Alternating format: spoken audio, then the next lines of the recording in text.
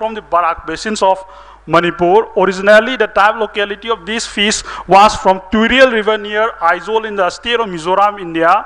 The main diagnostic character is it has complete lateral line bodies with 8 to 9 bars. So saddles in front of the dorsal fin, as you can see, has been broken into 2-3 bars, and caudal fin is deeply imaginated with 9 branch ray. This is the main characteristics of this fish. And for molecular taxonomy, workers have not properly identified this fish species. They have just relied only on the molecular phylogenetic. So as mentioned in my topic, integrative taxonomy, which combines both the classical and molecular taxonomy, should be the prime tool for identification of species. We cannot rely only on one method. And this is the K2B genetic distance of the Schistura of the Chinwin and Barak basins. The left side indicates the genetic distance. In the same species, the genetic distance is quite lower. However, in different species, genetic distance is much higher, as you can see in here. This is standard error. So out of these 20 species of Schistura, 8 are under threatened category, and out of these 8, 4 are in the endangered category and 4 are in the vulnerable category according to IUCN 2010. So key threat to this species, genus Schistura, is mainly their main habitat is fast flowing water, very shallow water. So their main threat is sand and gravel mining from the riverbed, and destructive method of catching fish, as we have seen during our survey, that most people use high voltage dynamo for catching fish. So this is detrimental to the population of the fishes, and generally water pollution and climate change also a little role. So conservation measure, the most important conservation measures would be to conduct awareness programs involving the locals, the fishermen, about the value of conserving the fish diversity, regulations of sand and gravel mining from the riverbed, prevention of unsustainable way of fishing, prevention of use of pesticide, so if possible, setting of fish sanctuaries for threatened species, and most importantly, adoption of selective breedings and culture technique, as these fishes have high ornamental value. In conclusion, I would like to say that classical taxonomy has room for mistake in identifying cryptic species. This can be identified with half of molecular taxonomy. But as I explained regarding Schistura sijuensis, the molecular taxonomy is not a replacement for classical taxonomy. It has to be complement each other. So integrative taxonomy, that is combination of classical and molecular approach, should be used to correctly identify and catalog the Schistura of Northeast India. So we are expecting many new taxa in the future as more exploration are needed, and many places are unexplored, many places of the Chinwin and Barak basins. Thank you all, and this much. Okay. Well, I think that the conclusions that you presented, these are very general conclusions. It's not specific really to your topic. Yeah? Yeah, it's about the role of integrative taxonomy in identifying the fish species. Earlier, people used to rely only on classical taxonomy. So nowadays, people have started using molecular taxonomy, mitochondrial genes, and even nuclear genes for identifying the fish species. So okay, so this is how you can detect this misidentification. Like someone has identified fishes, if they have not properly identified using classical taxonomy. So they just briefly identify and they submit the sequence to NCBI and name the species. For example, in my tree, I have shown here that this Schistura sijuensis. This if it's the same species, the sequence, this has to be clubbed in the same clade. But however, when this is not my sequence. Actually, we have downloaded from the NCBI. So we came to the conclusion that this might be a different species. So earlier worker, they have misidentified this species. So here comes the role of integrative taxonomy. Like you have to first clearly identify the fishes by using the morphotaxonomy. taxonomy, that is classical taxonomy, like measurements of fins, counting of race, and measurements of body, etc. So the earlier workers have not identified. So my main concern is that we have to first identify the fishes using the classical taxonomy, and you have to complement it with the molecular taxonomy. I see. Okay, and this particular fish that you are studying, you say that it has ornamental value. Yes, ma'am. So is it farmed? Is it? No, not yet farmed. But we are trying. I am saying it's ornamental value because ornamental fishes are those fishes which can be cultured in captivity and which have high, as you can see in the image, it has different color pattern. So you want to say that you like how it looks, you like its looks, yeah? That, sorry, ma'am? Well, the ornamental value, this is your personal view, or it is... No, it's not my personal view. This is not farmed. No. Actually, ma'am, in India, 85% of ornamental fishes export from India is from the Northeast India. So these fishes, they have sold in Singapore and many other Southeast Asian countries also. But they are not legally, they have not taken from here. Illegally, they have taken from Kolkata port, and they sent to Europe and some other countries. So the study have, previous worker, they have conducted, these fishes have high ornamental value and high in demand. But people here have not started culturing these fishes. But my main topic is not about this ornamental value. I am just mentioning it due to its variable color, beautiful color pattern. It has unique value. Yeah, so, but well, then if it has an ornamental value, and then you say that it's illegal export, so it means that is... What I'm saying is these fishes, they have exported outside without the consent of the people who are residing there and without the consent of the government. So the government is also saying that you have to we have to prevent illegal trading, and this is additional risk for the species. Yeah, well then, this is additional risk for the species, yeah? If it's, okay. Okay, Madam have many questions. Yes, sir. Here my query is that you are just mentioning about molecular taxonomy. Yes, sir. And one is better say the physio taxonomy, right? Physical. Morpho taxonomy, classical Morpho taxonomy. or physio, like just from the looks. Yes, sir. And what do you expect? Supposing the last two fishes in the chemical variation, composition, how you think about that? So you mean differentiation between the species? Yeah, these two are here. These two. Bottom two, okay, for example, but the colors are not similar, isn't it? It's a different species. And how you think about these two are having the different chemicals? Sir, that's what we are doing. Like here, they have different patterns. So we know that this is a different species. But by doing the molecular taxonomy, we are sequencing COI gene, and we are submitting to NCBI. So this COI is a conserved sequence across all species. So in the world, many species have been identified using this COI gene. So we are saying that every species have this conserved sequence COI. So they have different COI sequences. Depends on the environment, or in and around the sea or river. No. Actually, these fishes, ma'am, these fishes are rheophilic or stenotopic fishes. Like they are concentrated only in a particular area. They are not widely available. Say, for example, Rahu, it can be cultured here in Manipur. It can be found widely in India, in other parts of the world. But these fishes are only concentrated in few areas. Mostly these Schistera species. So we are sequencing this to identify the species. Thank you. Thank you very much. Thanks, sir. Yeah. Thank you. Next is, yeah. Deposit Datta, University of North Bengal. Okay, please.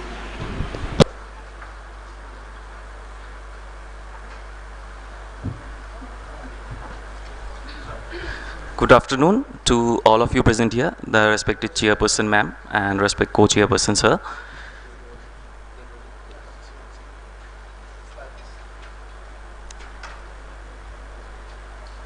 So myself Debojit, I am from University of North Bengal, Department of Zoology. So today I am going to present my research work entitled Analysis of acute toxicity in imidacloprid exposed Petia conchunias, a freshwater fish in River Tista, West Bengal, India, by using the COMET assay and antioxidant enzyme activity. So as we know, the application of synthetic chemical pesticide is nowadays a major concern in agricultural practices, because this synthetic chemical pesticide leads to water pollution, soil pollution, air pollution, and here is another adverse effect of that particular thing is the on the non-target organisms. So basically neonicotinoids is a very extensively used pesticide nowadays, and imidacloprid is one of the major group of pesticide comes under the neonicotinoid group, and this particular pesticide is induced the water pollution and they have some adverse effects on the fish also. So basically due to the low volatility and high persistence in the soil, that particular synthetic chemical pesticide, due to runoff, leaching and spray dip, it can affect the water and the nearby aquatic body and show some adverse effect on the fish population present in that particular aquatic system. And as we all know that fish is the main bioindicators of that water pollution, that it helps us to detect that particular contamination in the aquatic environment, and that particular assessment of that adverse effect is usually detected by nuclear DNA damage. There's two assays I have used to detect that nuclear DNA damage, that is the COMET assay and micronucleus assay, and another one is the biochemical assay for the oxidative stress. So basically this uncontrolled use of these pesticides in the agricultural practices, and due to surface runoff, it usually polluting the river Tista, and due to bioaccumulation of that pesticide, it usually get accumulated in the particular fish of that resident fish of that particular river, and it can cause some health hazards to the people who are directly or indirectly consuming that fishes. So River Tista, as you all know, is the major river of West Bengal, which usually flows through many districts of West Bengal, and nowadays due to some disposal of some untreated sewages, indiscriminate use of pesticides and fertilizers in the agricultural practices is nowadays altered the pattern of the particular aquatic system of River Tista. So basically this fish was chosen for the genotoxicity assessment because of its easy maintenance in laboratory and availability over the year, high demand as food, and as well as an ornamental value. So this fish is common native to the rivers of the streams of India, Nepal, Bangladesh, Afghanistan and Pakistan also. So coming to the materialization method, first I have estimated the LC50 value, the lethal concentration value, by following the WACD guideline 2019, where I have used 6 different concentrations of that particular pesticide, and the duration of the experiments was 96 hours, and after that particular value we are subjected to the probit analysis for that estimation of that particular LC50 value, and usually followed the micronuclear stage by the Beninka 2006 with some minor modifications, where I have smeared the fish erythrocyte bloods, then air dried it, and then absolute ethanol also used to fix that thing, and stained with Giemsa for 10 minutes. Now in COMET assay I have followed the Singh et al. 1988, where these are the steps for the COMET assay or single cell gel electrophoresis for estimation of the nuclear DNA damage, and the catalyst activity was estimated by following the AB et al. 1974. And all the data are subjected to statistical analysis in SPSS, and where the first the saprophytic normality test was performed, and that particular thing, when that is normally distributed, then we will go for the ANOVA, and the not normally distributed one we went for the non-parametric ANOVA, and after that, to compare with the control groups, we used in the non-parametric one the Mann-Whitney, and the Dunnett post hoc test was performed for the normally distributed data. So after that, we have estimated the pesticide concentration which is found in the river Tista, and I have found different pesticides in river Tista. These are the data of 1 year, where imidacloprid is a high amount basically, and then I found cypermethrin and acetamiprid also in that particular thing. And this is the LC-PET value what I have estimated by probit analysis. It's 227.33 mg per liter. After that, I have selected 3 sublethal concentrations of that particular LC-PET value, and we subjected to that particular thing in the COMET assay, micronucleus assay, and further the antioxidant interval. And all the experiments were interval for the 24, 48, and 72, and then 96 hours. And this is the test results of the micronucleus test, where you can see the nuclear abnormalities was found. There are different kinds of nuclear abnormalities are there. Is the normal cells, there is the micronucleated cells, all those things, and this is the notched one, and it's the blebbed cells, this is the binucleated one, is the karyorectic cells. And this is the data, and after statistical analysis we have found this all those control data usually belongs to the single homogeneous subset, and the highest damage was found in the sublethal 3 concentration, is the highest concentration in the highest dose, and we can say that both of them are time and concentration dependent. And this is the data of the COMET, where the normal cells don't have any kind of tail because there was no such damage for that. But in that particular thing, the dose of the SLC2 and the SLC3, we have found the tail and the head also, which is particularly damaged over there. This is the data of the COMET. This signifies the same thing, as just like the micronucleus one. And this is the line diagram of that thing, where we can see the head DNA person is decreasing according to the time and the concentration, and the tail length is increasing according to the dose and the duration wise. This is the data from the catalyst one, and here the catalyst activity is decreasing from the control group according to that particular duration, and by Dunnett postdoc test we found that it is statistically significantly different from the control group. So coming to the discussion in the conclusion part, acute toxicology has gained a valuable perspective with that development of biomarkers like micronucleus assay and COMET assay, and that particular highly significant frequency of the tail length and the micronuclei at the sublethal concentration indicate that imidacloprid is a potentially genotoxic insecticide in fish as well as in other aquatic vertebrates. So this micronucleus test, COMET assay, and the other biochemical biomarkers can be considered as a potential tool for measuring the effects of synthetic chemical pesticides on the vertebrate system. So I acknowledge my department, my guide, and my fellowship given the agency, the University Grants Commission India.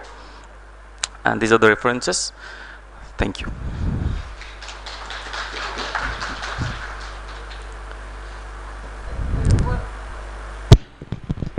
Sorry. Well, a nice presentation. And well, can you tell me for the because did you try to check any synergic effects, or you just concentrated on this one pesticide? Because when you checked, for example, when you checked the concentration in river water, there were some other species present. Yes, ma'am. There are lots of pesticides I have found in the river by LC-MS analysis. So I have chosen a single pesticide from there, which is that particular pesticide is found all over the year. A complete survey. I see. Okay, so you checked the presence during the year, yeah? So yes, yes, yeah. Yes. Okay. Yes, ma'am. Okay, and this was the most abundant. And do you? Okay, well, because we carried out in ANELAB some experiments concerning antibiotics, and then it's it is a similar concept, but then we try to go for synergic effects with some other pollutants. Ma'am, basically here I am focused on particularly the genotoxic one, because my study is only on the basis of the genotoxicity effect of that particular pesticide in that particular fish. So here I am only focused on that thing. On that one. Yes. Okay. Yes, yeah. ma'am. Okay. Thank you. Yeah. Please go to your this pesticide concentration part.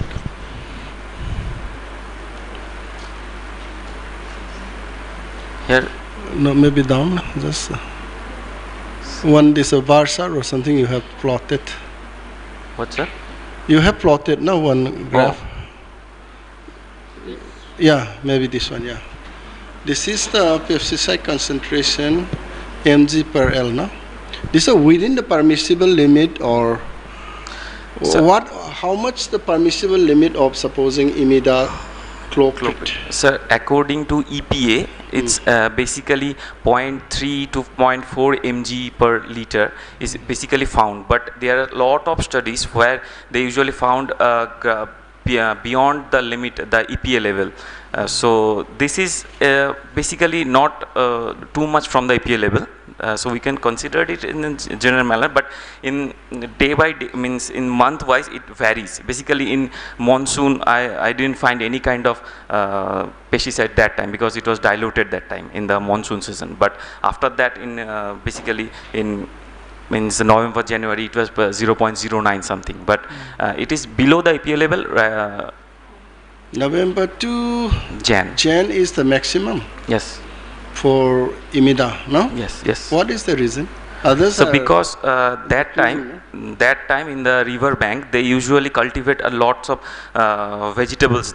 So they use in the that watermelon or something nuts over there. So that time they use imidacloprid too much because. and then one query is that Yes. without the rainy season and how to drain in the water in the river. Huh? So not only the pesticide get drifted. You are doing here is a river testa water. Yes. Yes. Sir. Isn't it? Yes. Sir. That during the dry season, how to drain to us Yes, the sir. river water. Yes, sir. So basically, the pesticides when drifted, this is the not only the surface runoff is the main cause of to drift that particular pesticides in the river water. There it can get evaporated, and that due to precipitation, it can come to the river water. Due to Not in that way. You know this structure, chemical structure of imidacloprid. How it can evaporate, and then how much it can dip inside, not soil. basically, sir, imidacloprid when it get evaporated, it get converted into another residual form.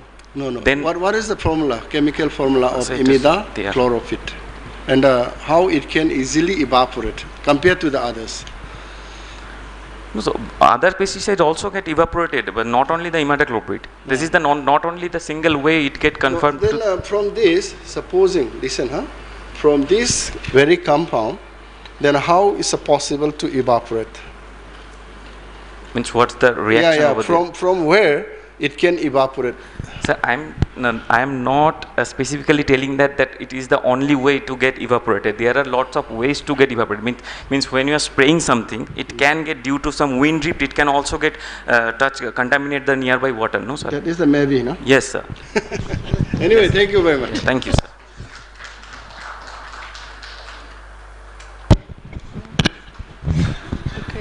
So our next speaker, there is no first name, is HC.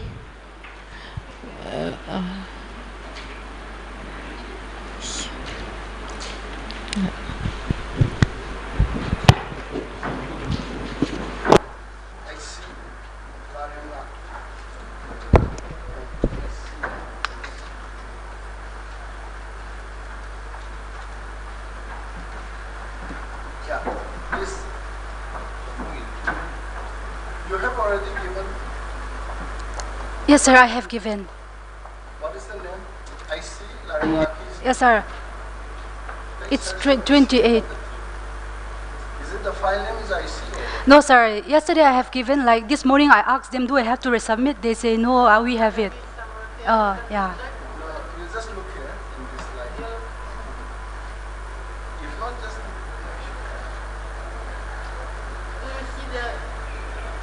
OYS. Do you see a file in the list? No, sir, yesterday they renamed it like OYS28. OYS28, yes. Yesterday when I submitted. Okay.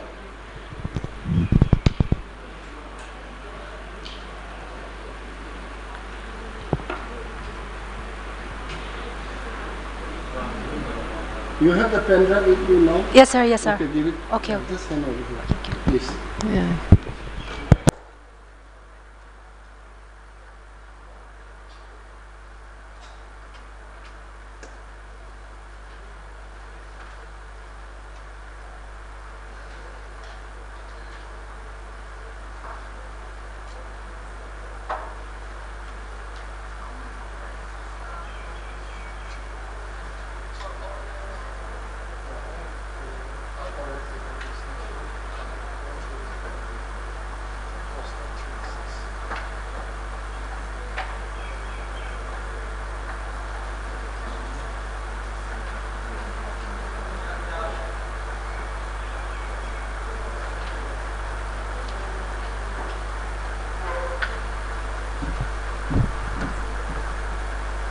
Time starts now. A very good afternoon to you all. I am H.C. Ramhaki, a PhD student from the Department of Zoology, Mizoram University, and the topic of my presentation is on the occurrence of Beauveria bassiana from Mizoram, Northeast India, and screening of its antimicrobial activity against some pathogenic bacteria. Sir, I think it's okay. As we all know that an increase in antimicrobial resistance has been a global concern, and it was estimated that about 4.95 million people deaths were associated with bacterial antimicrobial resistance. So therefore, the development of new antibiotics is very necessary. And in 2019, WHO have identified 32 antibiotics in clinical development that address the WHO list of priority pathogens, of which 6 were classified as innovative.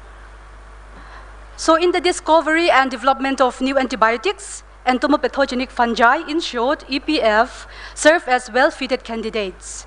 So EPF are naturally found in the soil, group of fungi that are naturally found in the soil, and they kill the insect, they infect the insect by breaking the cuticle and into their bodies, where they feed and eventually kill them. So EPF have been successfully used as biological control agents.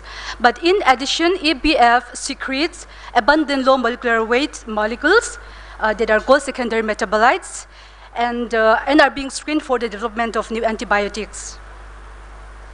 So this is the general life cycle of entomopathogenic fungi. And moving on to our aims and objectives, our aims are isolation of EPF from collected soil samples and molecular characterization using internal transcribed spacer ribosomal DNA and screening of its antimicrobial activity against some pathogenic fungi.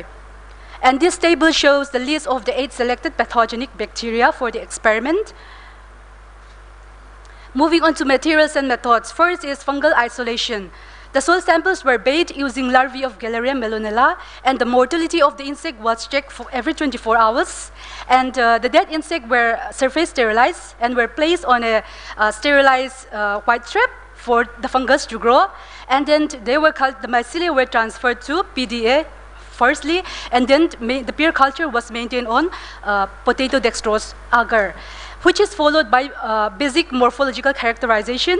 And after that, the isolated fungi was molecularly characterized using ITS marker, and the sequence of the ITS was amplified sequence, analyzed, and phylogenetic tree was constructed, and the sequence were submitted to NCBI Gene Bank.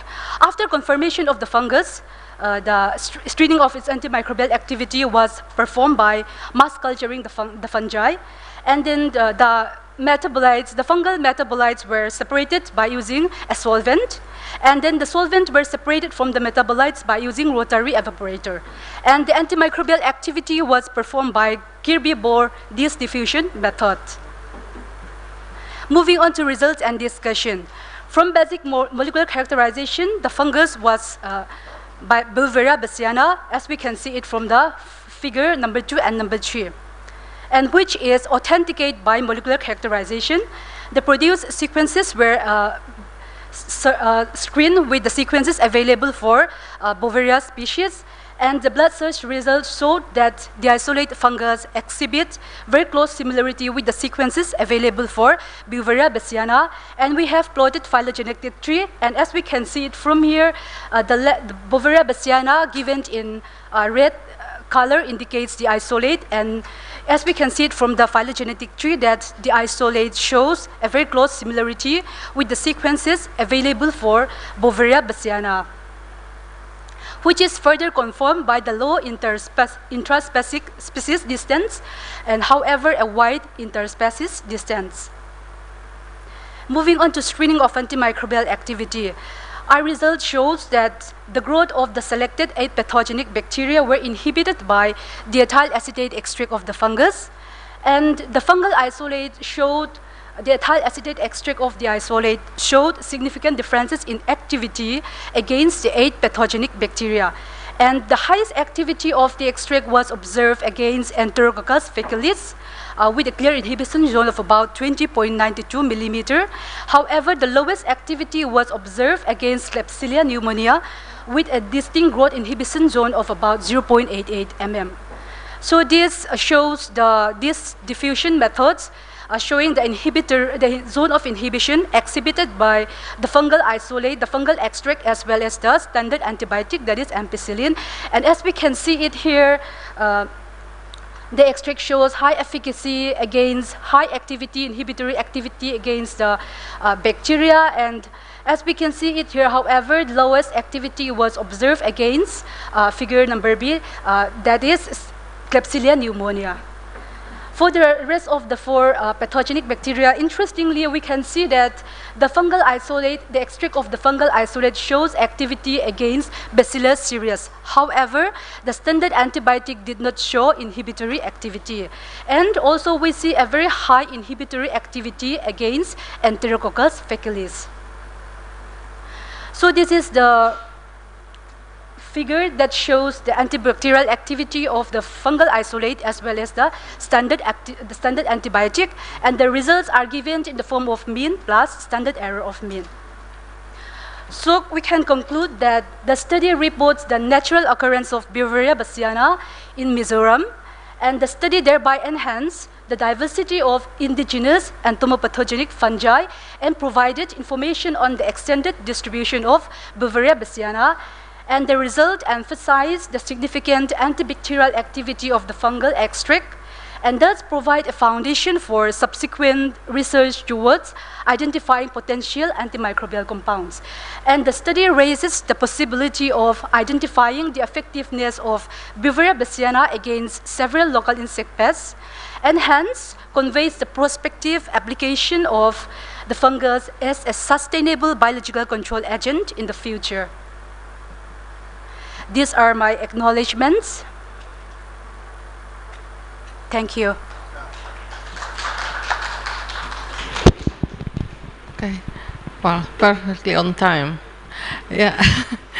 Well, just a question. You use the ethyl acetate extract for your treatments. Why ethyl acetate? Pardon, ma'am? I didn't get Well, the extract that you use. Extraction you are using acetate. Ethyl ethyl acetate. acetate. Because of its polarity, it is slightly polar. So like from our literature review, many of the compounds that are contained in an EPF, they are easily extracted using ethyl acetate. So we choose the mild polar solvent, that is ethyl acetate. I see. You didn't try any other solvents? We are planning to try, ma'am. In the future, we will try. Yeah, because, well, depending on the solvent, you extract different things. Yes, sir. And Yes, the effect of ethyl acetate on your bacteria, there is no effect. Ethyl acetate, like suppose we extract the compounds using ethyl acetate, but after performing rotary evaporation, the ethyl acetate will evaporate. We did not use. Okay, and then what you apply, what is the solvent? We're using DMSO, dimethyl sulfoxide. I see. Okay, so this is the. But then for the moment, there is no idea about the compounds that can be. So far, yeah, we're in the initial stage. So. Yeah, I understand. Yeah. And then, do you think that might be a variety of the composition of this fungus, depending on the, well, I don't know, growth conditions or something? Yes, ma'am. Like we have isolated other species of fungi as well. But for the time being, we are reporting only the occurrence of one species, that is, and Beauveria bassiana only. We have another species also, but for the time being. Yeah, but I mean the same species, but grown in different conditions. Do you think it may affect the? Yes, it may affect. It may affect. Yeah, depending on the ecology also, they will have different activities. Yeah. Okay, well, but these are preliminary data, so yeah. Okay. Yeah, nice queries. MAMI, Yes, sir. our MAMI is presenting the paper. This you are saying that ethyl acetate is polar in nature, right? Polarity in nature. No? Yes, sir. Yes, sir. Okay. Can you tell me how it happens? How this ethyl acetate has the polarity, no? That Yes, sir. properties. Sir, like if it is polar, then it will be able to form hydrogen bond with the compounds that we are about to separate.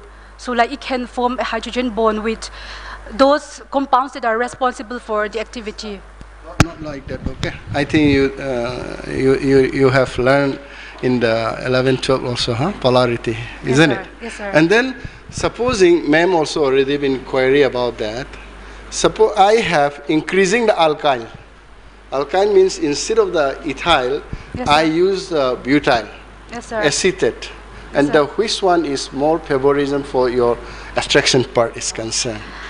Sir, since we do not have, like, we are not sure about which compounds we want to isolate, like, I cannot.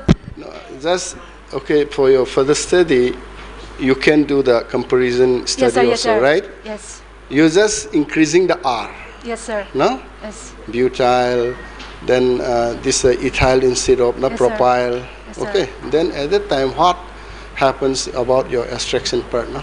Efficiency of extraction, you can do that. Yes, Okay. sir. Yes, sir. Thank you. Kalome, thank you. Thank you. Next is my turn. Yeah, the name like this. Yeah. To pronounce. Next, Takelambam Ibeka Sarama. Oh, same, no?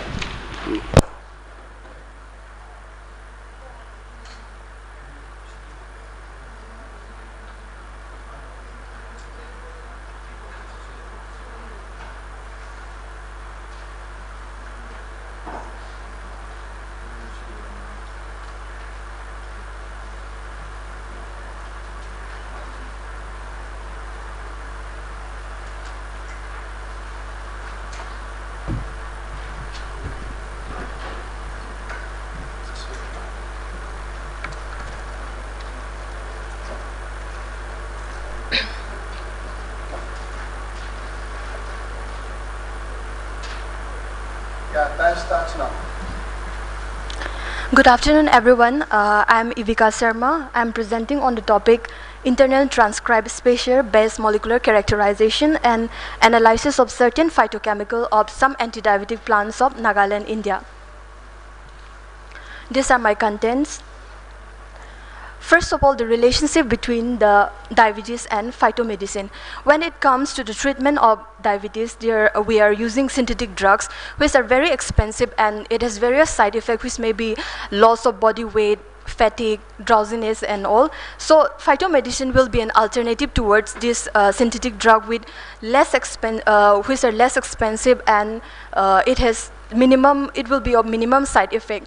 So various researchers have also demonstrated that the occurrence of the diabetes is due to the decrease in the antioxidant activities in our body. So if the phytomedicine can increase the antioxidant activities in our body, then it will be a remedy for the treatment of diabetes. And this plant-derived antioxidant has this important role in managing the management of diabetes. There are various organic compounds that are present in these plants, which are reported to have shown anti-diabetic activities. And I have used 3 different solvents for the extraction of plants. 80% ethanol and 80% methanol and pure distilled water for the extraction process. This will check the efficacy and the variable effect of these phytocompounds that are present in the plant. For the authentications of the plant, I have used the molecular barcoding, and this profiling, assessing the profile of the metabolites that are present in the plants will be a downstream applications towards the management of these medicinal plants. These are the importance of showing the importance of phytocompounds that are present in the plant. If the phytocompounds can increase the insulin secretion in our body, and if it can increase the glucose uptake by the muscles and the adipose tissues, it can nourish the pancreatic beta cell, then there will be increase in the production of the insulin, which will lead to the mechanism of anti-diabetic action in our body, and which can be further used for the pharmacological evaluation and the toxicological and clinical study, which will lead to the discovery and the development of novel anti-diabetic drugs. These are the plants that I have selected. I have selected based on the ethnobotanical values used by the tribes of the various tribes of the Nagaland. First is the Bauhinia variegate. They use the root and the bark as a for the treatment of diabetes. And the second one is the Clerodendron glandulosum. They use the leaf by boiling as the vegetables. Third one is the Euphorbia hirta. They use the whole plant. This plant produces white milky latex while plucking and all. So, that has a very much of a phytochemical value in it. And the fourth one is Kalancho pinnata. They use the whole plant, and the juice is used as an anti-diabetic, known to have anti-diabetic activities. And the fifth one is the Mucuna purine. They use the seed as a anti-diabetic for anti-diabetic management. For molecular characterization, I have used the CTIP isolation protocol for genomic isolation with slight modification from Doyle and Doyle. And after the genomic isolation, I have used ITS1 and ITS4 primer. For after the PCR amplification is confirmed, the sequence has been blast, and then it has been submitted to the NCBI. These are the details of my sequence. I have included the Bowser's ID and GenBank accession number that I have got after submitting it to the NCBI.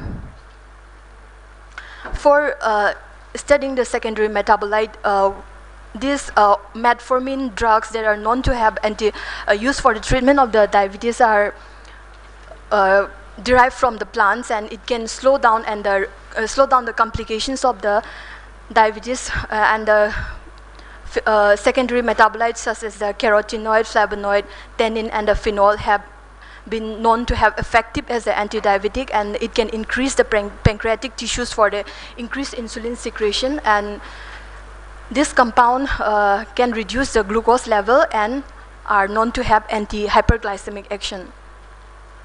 Methodology that I have used for studying biochemical assays: for total phenol content, Folin-Chiocalcio method, and flavonoid quercetin as a standard. Folin-Dennis method for total tannin content, reducing sugar DNS method. And for alkaloid, I have used atropine as a standard. For studying antioxidant capacity, I have studied 3 assays: DPPH, ABTS, and the FRAP. For the total phenolic content, I have found that Bauhinia variegate shows the highest amount of phenolic content out of 5 plant, and among the 3 solvent, 80% ethanol extract is showing the highest amount of phenolic content. Next is the flavonoid content. Again, here in the flavonoid content, Bauhinia variegate is showing the highest amount of flavonoid with 80% ethanol being the maximum extract. Next is the reducing sugar content. Here also Bauhinia variegate is showing the highest amount of reducing sugar content with 80% ethanol being the maximum, showing the maximum value. This is total tannin content. Here also Bauhinia variegate showing the highest value. Next is the alkaloid. Here we see a slight difference being the Euphorbia hirta showing the highest amount of alkaloid content out of the 5 plants. For DBPH assay, IC50 value were studied, and IC50 value being the minimum shows that highest antioxidant capacity. So Bauhinia variegate is showing the minimum IC50 value, which means that it has the highest antioxidant capacity. Again, in ABTS method, Bauhinia variegate showing the lowest IC50 value, which means that it has highest antioxidant capacity. For FRAP, I have studied the absorbance, and absorbance is shown highest in the Euphorbia hirta and Clerodendron glandulosum. Bauhinia variegate and the Clerodendron and Euphorbia, they are showing almost the same amount of antioxidant activity. In conclusion, morphological identifications of this plant is supported by the molecular marker that I have submitted the sequence in the NCBI, and the quantitative estimation reveals that this plant has significant phytocompound concentration, and among this plant, Bauhinia variegate shows the highest nutraceutical potential along with highest antioxidant capacity. Out of the 3 solvent that I have used, 80% ethanol show higher efficacy in the extraction of the phytochemical compared to methanol and water. And this experiment is showing that this plant has active compound and can be used as a substantial medicinal and has substantial medicinal value, and it can be further analyzed for further treatment. These are my references. Thank you.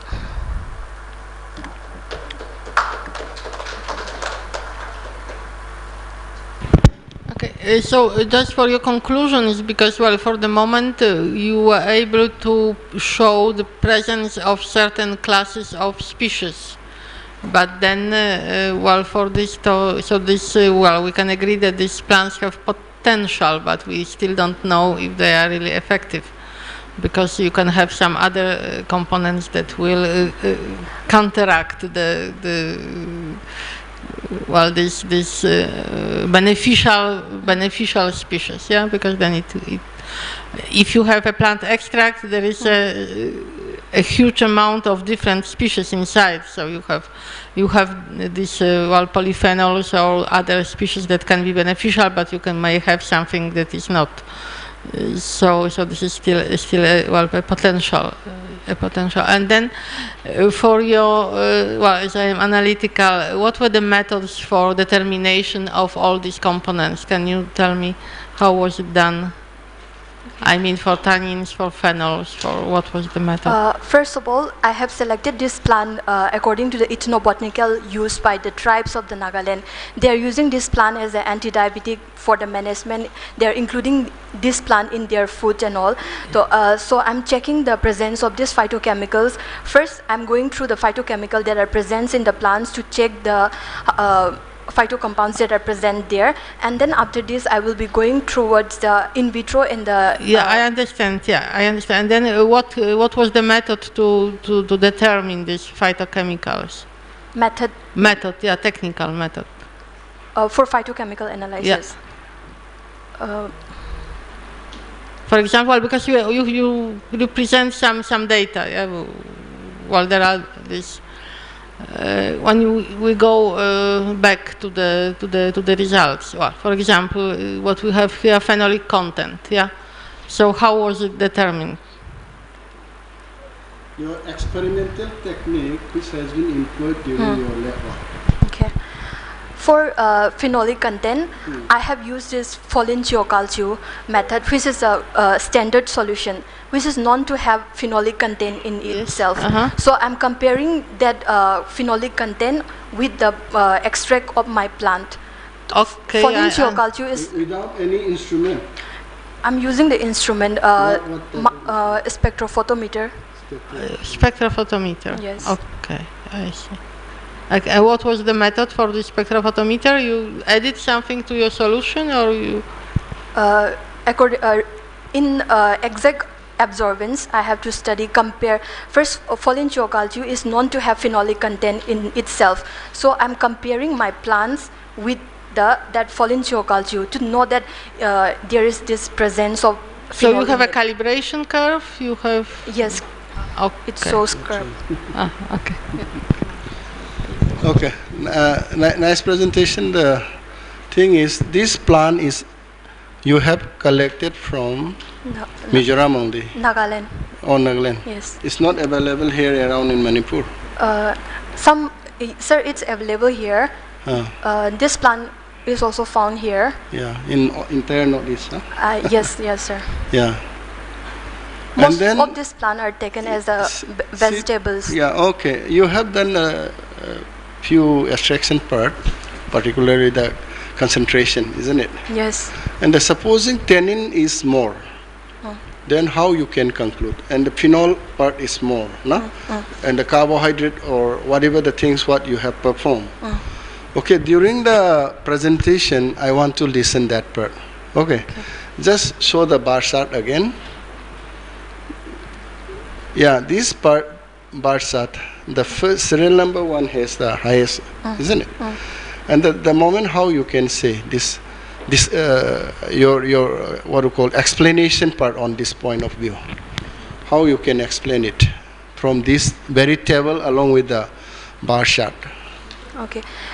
Here in the bar chart, I'm showing extraction of 3 different solvents: 80% ethanol, 80% methanol, and pure water. Most of the time, what the people are doing is that they are taking the decoction of these plants.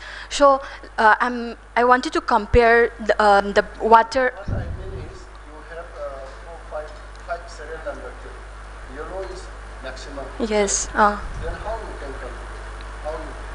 How to explain it? Out of this chosen 5 plants, and how you can calculate this phenolic is maximum there, and how you can give information to us nowadays?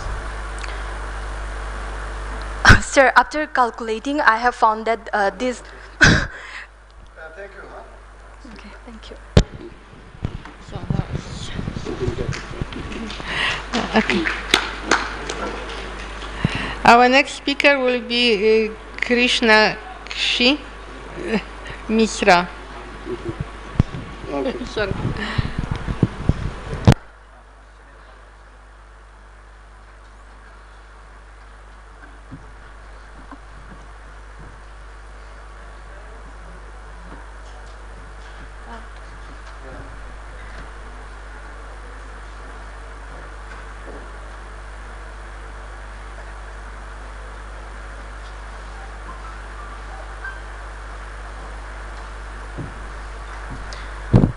Good afternoon, respected dignitaries. Good afternoon, respected dignitaries, respected teachers, and all the delegates present here. I am Krishnakshi Mishra from Rajiv Gandhi University. My topic for today is phytoestrogen from a traditional medicine act as potential female reproduction modulator in silico study and in vivo evidence.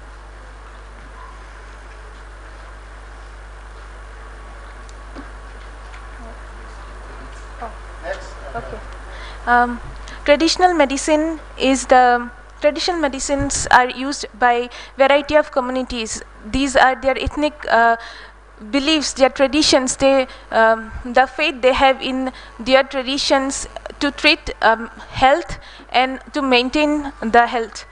So in Northeast India, there are many plants that are used in female fertility regulation, including menstrual regulation, endometrial receptivity, implantation, and also termination of pregnancy.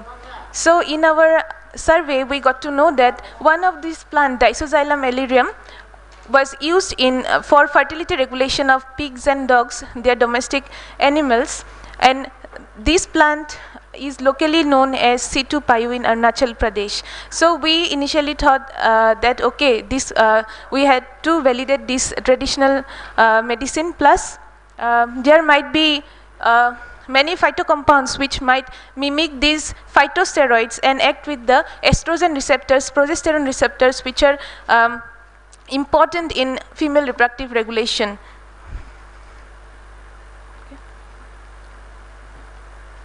So we know that to develop any new drug, we have to go towards the identification, characterization of the plant compounds. So our objective was to identify and characterize the bioactive compounds present in this plant. Secondly, we wanted to see the binding affinity and the stability of these phytocompounds with the steroid hormone receptors, and to study histologically the fetal maternal tissues, their coordination in mice. So methods and materials and methods for in silico study, we did GCMS analysis and molecular docking, and for in vivo study we did histology, the normal eosin hematoxylin staining. This is our work plan.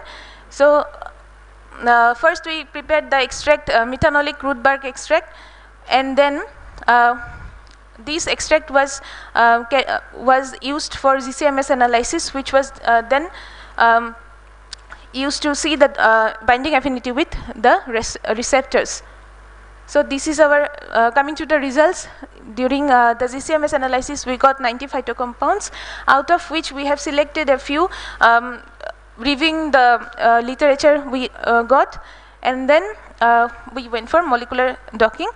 for estrogen receptor alpha, beta, and progesterone receptor.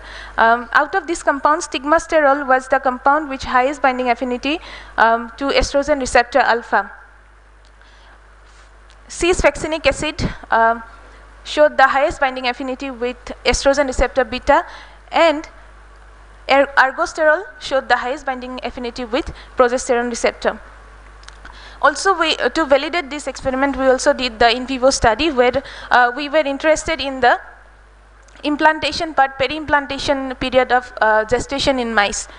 So we know that during day 4.5, mice embryo gets implanted in the endometrium. So we wanted to know whether this plant affects the implantation or it affects the post-implantation embryo. So we fed two groups of mice. The control group was treated with distilled water vehicle, water, not distilled water, and the other one, the treated group, was fed with 500 mg per kg body weight diacetyl milligram crude bark extract. We found that in histology, we can see in figure A and B, the control group, the stroma in the endometrium, that is the decidua, is proper, is highly compact, whereas in section C, the stroma is loosened. In B, the control section, we can see the beautiful embryo in its own structure, whereas in figure D, we can see the embryo has become clumped. We can see the clump of cells. It has lost its structure, and therefore this gets resolved in the uterus. The embryo gets resolved in the uterus. Coming to the discussion and conclusion, we attempted to characterize the phytocompounds which are mimicking these steroid hormones and reacting with the estrogen and progesterone receptors. So we can conclude that this plant possesses few phytocompounds which have this mimicking power like the steroid hormone receptors, and can hinder the growth and development of the embryo, hereby terminating the post-implantation growth of the embryo. I'd like to acknowledge the local people of Arunachal Pradesh who have contributed and shared their traditional knowledge with us. Of course, my mentors, our department, Rajiv Gandhi University, my lab mates, and also to this conference organizing committee. Thank you so much.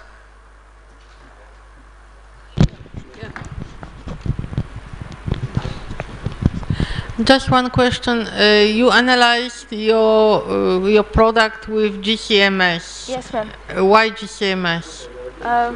We wanted to know the volatile compounds present in the extract. Okay, and then you were able to identify on the basis of this chromatogram? Yes, ma'am. There were many graphs. I have included only this chromatogram. Yeah, Ma'am, these compounds were analyzed with the help of the NIST library database.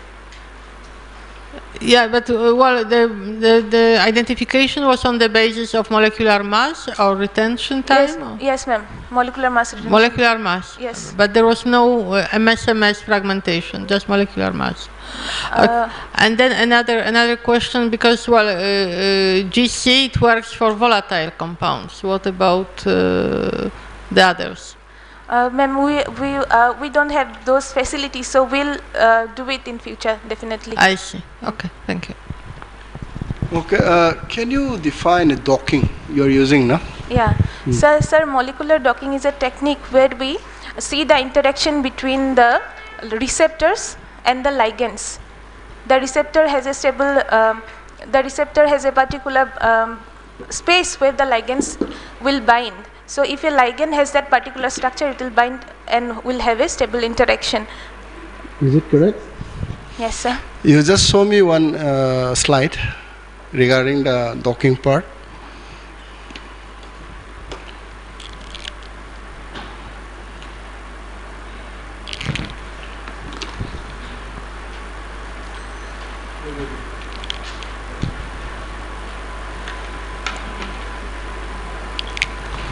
Okay, anyway, otherwise, docking means you have to find out where is the preferred orientations is available. Yes. Okay, Yes, not sir. to give in that direction. Huh? Okay. Thank you very much. Thank you very much, sir. Thank you, everyone. Next, I'd like to invite this M. Lakshmi Devi. M. Lakshmi Devi, okay.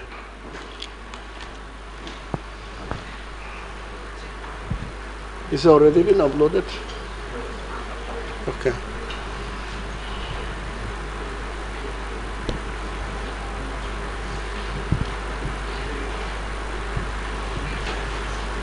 Yeah, please do come on the stage.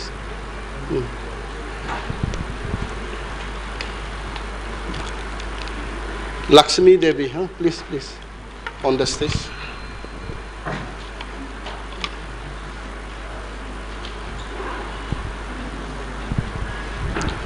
Due to the little time constraint, not to go with the introduction, directly go to the results and discussions. Is okay? Yeah. Take your time now. Good afternoon, everybody, respected chairs, all my delegates. So today my topic is on the ecology and diversity of freshwater streams in Imphal River. As we know,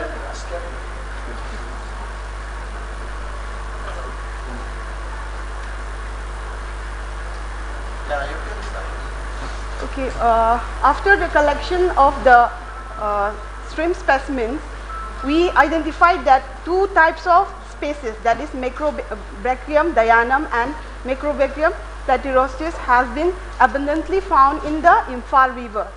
Okay, so this slide shows that the environmental variables measured in the study, these are all the mean value of this. This is water temperature, turbidity, carbon dioxide, dissolved oxygen alkalinity, and total hardness. This is chloride. No. Okay. This table shows that the density distribution of stream species in Imphal River Study Station and result of the man-made witness test. So the median, this is for the Macrobacterium platyrostris and for the Macrobacterium diana. This is for the site 1, site 2, then site 3, this site 4 and site 5. So here, after the Spearman correlations analysis, the stream species and environmental factors relationship is temperature is significantly related with the platyrostris and pH, also pH and dissolved oxygen. But for Macrobacterium dianum, temperature, then turbidity, then dissolved oxygen is correlated. Okay, from after the thorough experimentation, we have results and discussion that all the two species were collected, that is Macrobacterium platyrostris and Macrobacterium dianum.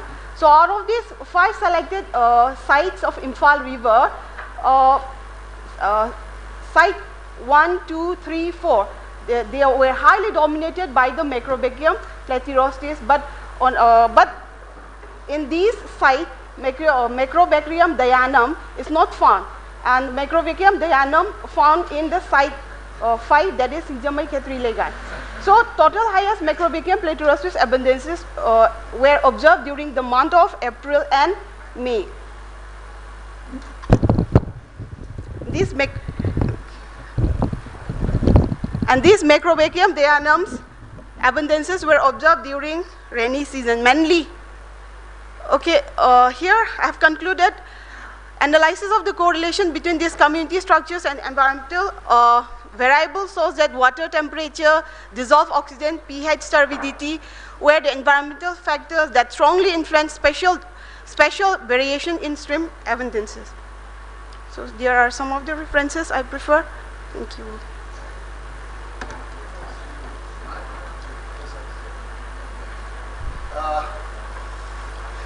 Lakshmi, you go to the P value one. Yeah, this small r is there, what it indicates? Small r is Spearman correlation coefficient. Spearman. Yes. It is a coefficient of correlation. Say coefficient of correlation. Coefficient. This your typo mistake is there. Right, that's right.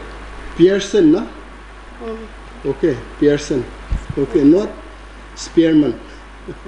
And the value which tends to the 1, can you identify from these values? You know the Pearson correlation coefficient? So, sir, I have calculated through. No, calculation is okay. The reason behind, after the values are found, can you conclude some points from these first R values?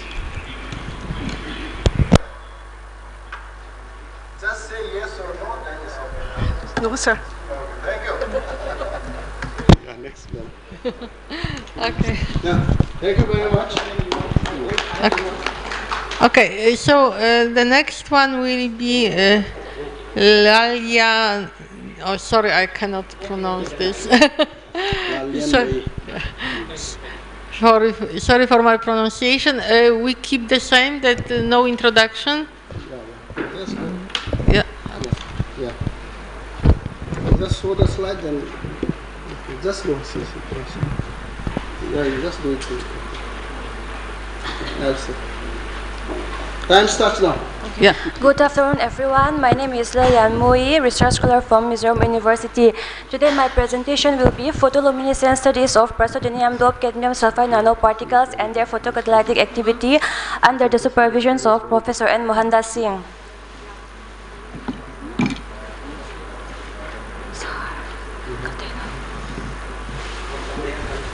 Someone please help. Okay. Yeah. Okay. So as we can see from these pictures, the textile industry produces more than 1 million tons of different kinds of synthetic dyes every year. There are more than 10,000 commercially available dyes which toxic our environment. So here our main aim is to degrade these toxic dyes using cadmium sulfide doped praseodymium nanoparticles.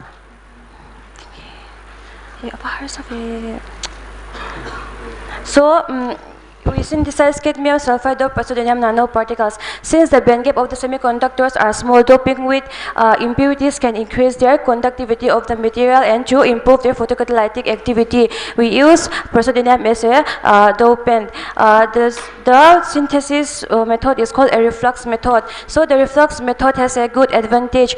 Since heat for a long period of time, the vapors are jacked into the condenser and the concentration of the reactants remain throughout the process. So from the XRD studies we can find that the samples are crystalline and nano shape, which is calculated from the shear equation, and the XRD particle size was found to be 12 to 90 nanometer. As the doping percentage increased, the intensity and sharpness increased with increase in the doping concentration. From the same studies, we know that the particles are irregular, non-uniform, and spherical in shape. And from the EDX, we can confirm the presence of praseodymium, cadmium, and sulfide. So the TEM studies are in a good agreement with the XRD studies, where the TEM particles are found to be 12 nanometer. From the FTIR, we can confirm the presence of a functional group present in the sample. The broad peak at 3301 is attributed to the OH affinity of water towards cadmium sulfide. Here we can also find the carboxylic NH and CN stretching and bending vibration. From the photoluminescence studies, when we excited at 423 nanometer, we found emission in the range of 500 to 750. These four transitions are due to radiative combinations of electrons due to their energy band gap. And this is from the CIE, we can know that 5% and 7% falls in the white region, which may have a potential for use in lighting outdoors. And from the lifetime studies, the lifetime with different doping concentrations are found to be 1.40 to 0.44 millisecond, and this belongs to first order kinetics. And moving to their photocatalytic properties. So first of all, it is crucial to determine the amount of catalyst for degradation in order to prevent their excess use. So here, methylene blue and methylene red was taken as a pollutant, and the catalyst amount was tested up to 1 to 7 mg. The base degradation percentage was found to be 5 milligram for the degradation. This is due to suspension turbidity and limitations of light absorption by the photocatalytic surface. Then different pH was tested for methylene red and methylene blue. pH 9 and pH 11 was the best for the degradation of dyes. So here we tested using catalyst and without catalyst. The synthesis particles of 11 atomic percentage was used to treat methylene blue and methylene red. Here we can see that with in the presence of catalyst, the degradation percentage is more. So assuming all the parameters, their catalytic dosage, pH studies, we found out that our cadmium sulfide doped praseodymium can degrade methylene red and methylene blue with a degradation percentage of 89% and 94%. For long-term stability, recycle has been done up to 4 cycles, and we can found that from the methyl red degradation, 97 to 85% was still degraded, and methylene red was at 95 and 86%.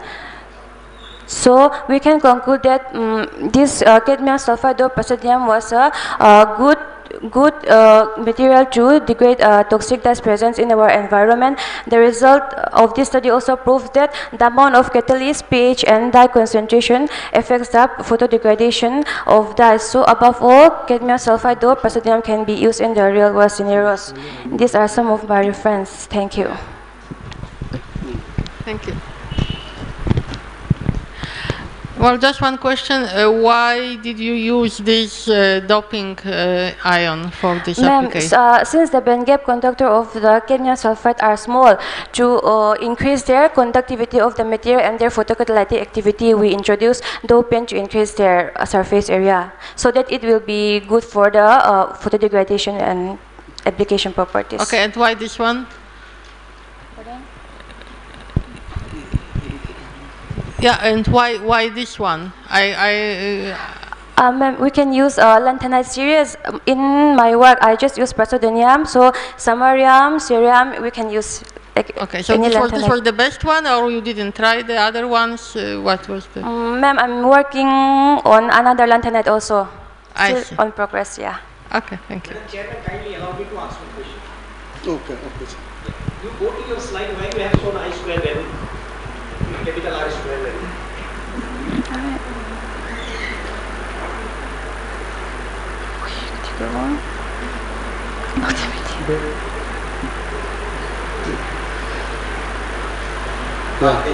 This, your I square value is very, very high. It conveys that 99.8% variation is caused by different your variables. Okay? Is it correct? Yes. You know the interpretation of the R square?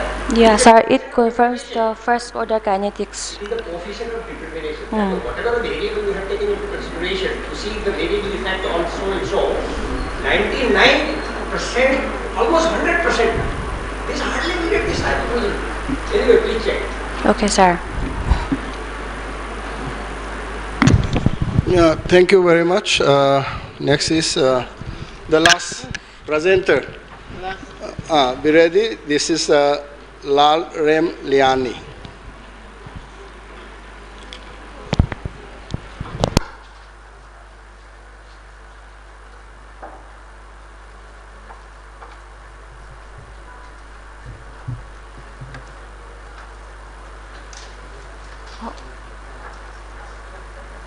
Yeah, please skip the introduction part. Okay, directly go to your results and discussions.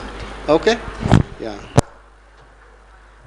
Good evening, everyone. My name is Larem Liani. I'm a research scholar working at Mizoram University.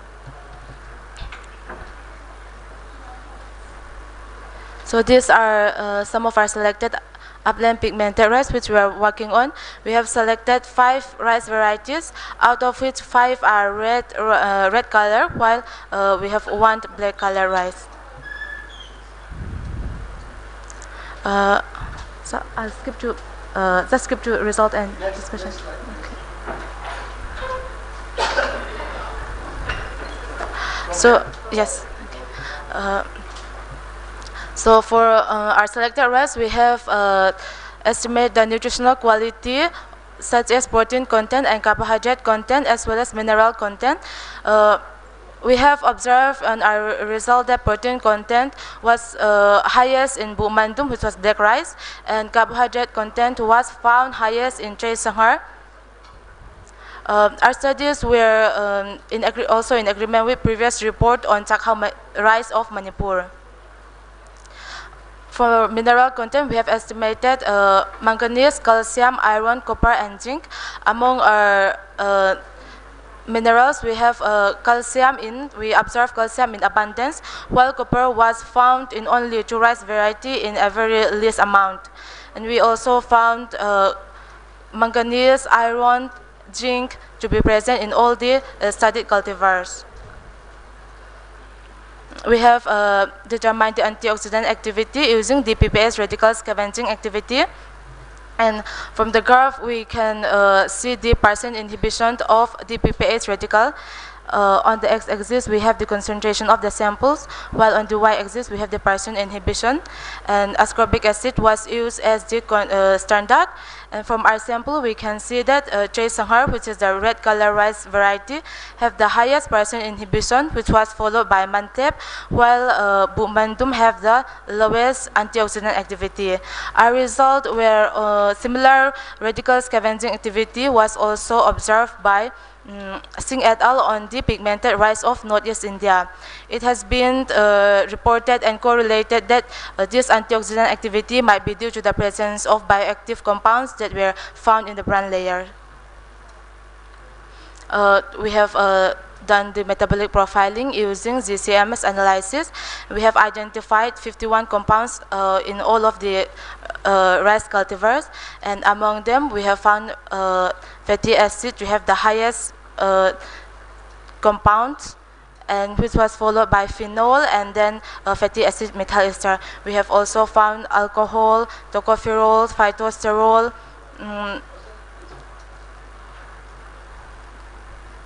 and these are some of the notable compounds which we have identified. I have listed out 8 compounds. These were found to have antimicrobial, antioxidant, anti-inflammatory, antifungal, and some were also reported to have potential to lower the risk of heart disease and aid in cancer prevention. These are the GCMS chromatogram of our selected cultivars. From our present investigation, we can see that the upland pigmented rice of Manipur are rich in protein and essential minerals such as iron, zinc, manganese, calcium, and copper, with also containing high antioxidant properties. They are also packed with compounds that have anti-properties, antioxidant and antimicrobial properties. Thus, we can justify that Manipur possesses rice cultivar with available source of nutrients that can probably enhance human health and also meet the calorific demands of the economically weaker population. However, unfortunately, most of our indigenous rice cultivar are now being replaced by high-yielding hybrid varieties. Therefore, their conservation, their utilization, and also their management is of utmost importance now for their improvement as well as their use in future breeding, and also for exploring their potential in developing nutraceutical and functional foods. Thank you.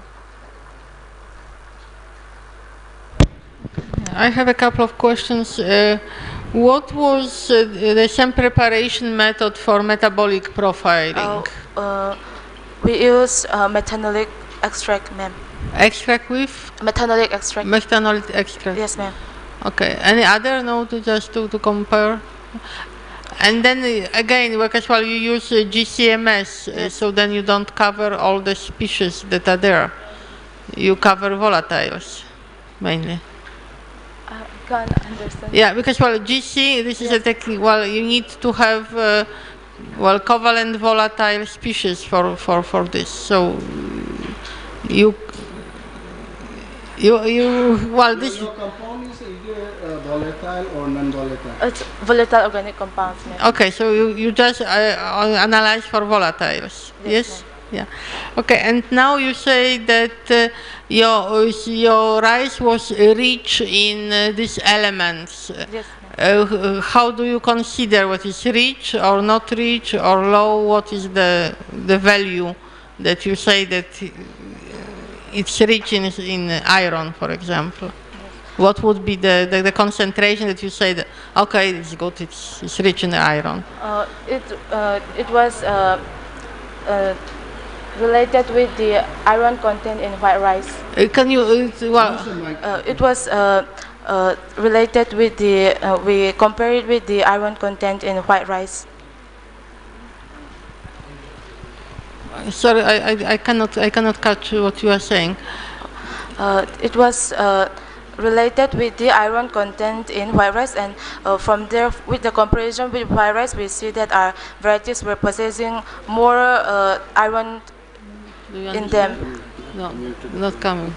Okay, okay, thank you. Thank you. No. Thank you very much, Mami. Okay, Mike is hand over to the host.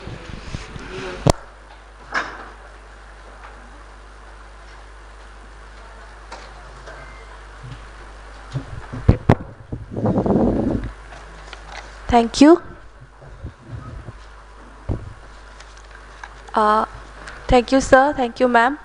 I would now like to invite Professor M. Damayanti Devi to kindly felicitate the chair, Professor Joanna Spanner.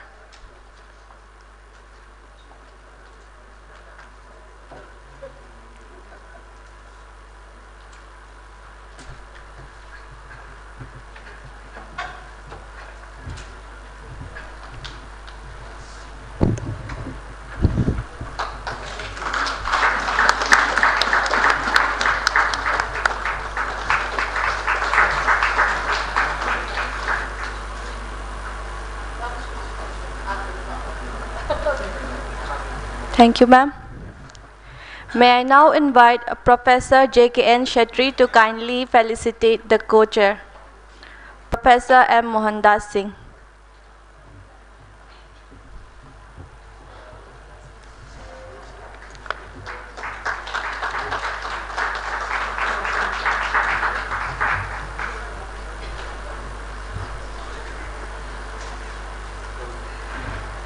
Thank you, sir.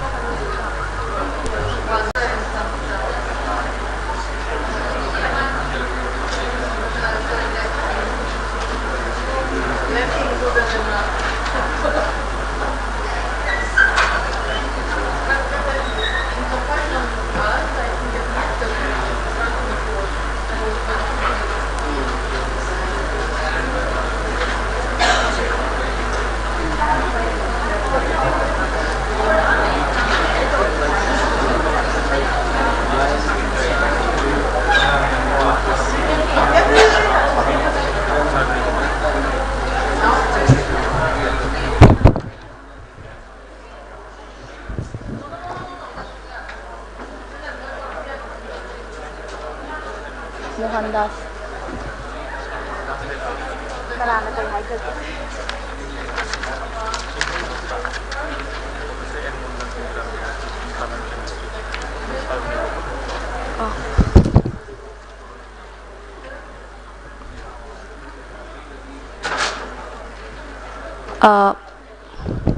Can I have your kind attention, everyone, please?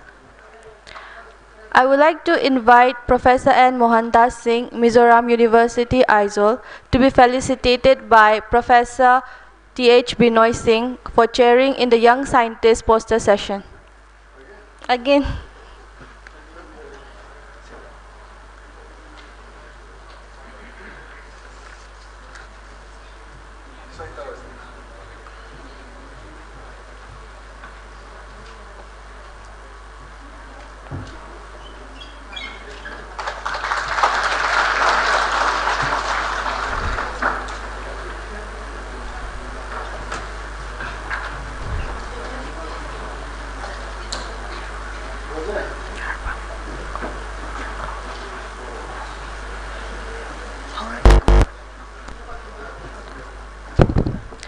On behalf of the organizing committee, we are delighted to offer a gracious welcome to all of you to the valedictory program of the ICM BHH 2023. The actively growing participation from various institutions and firms affirms the relevance and meaningfulness of this international conference. Before we begin, let us acknowledge the presence of some of our eminent guests. It is indeed a pleasure to have you among us. I now invite our dignitaries to the dais, and I request the audience to please accompany them with a round of applause. The chief guest of today's event, Professor N. Raj Mohan Singh, Honorable Vice Chancellor, Dhanamandjuri University.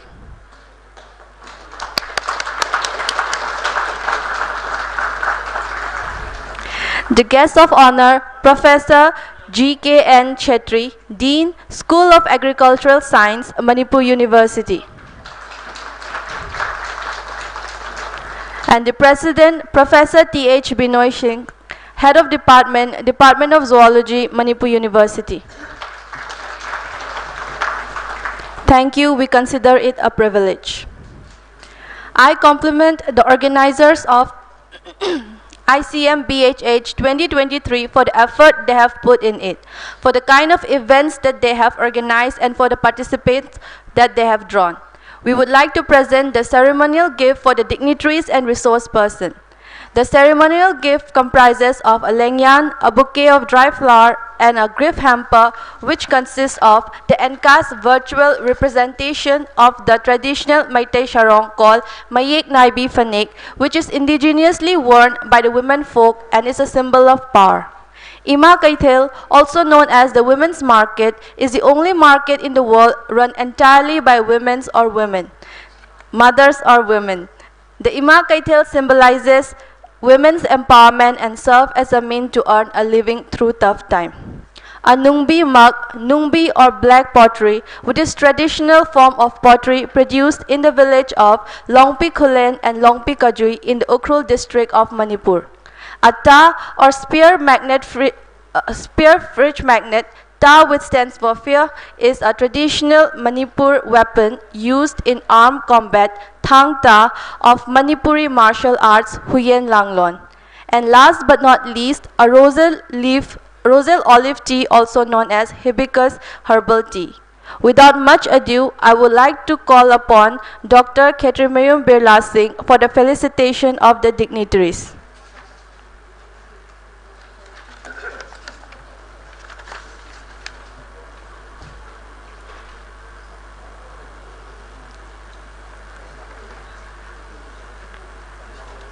Sir, I request you to kindly felicitate the dignitaries. The chief guest, Professor N. Raj Mohan Singh, Honorable Vice Chancellor, Dhanamandjuri University. Ladies and gentlemen, a big round of applause.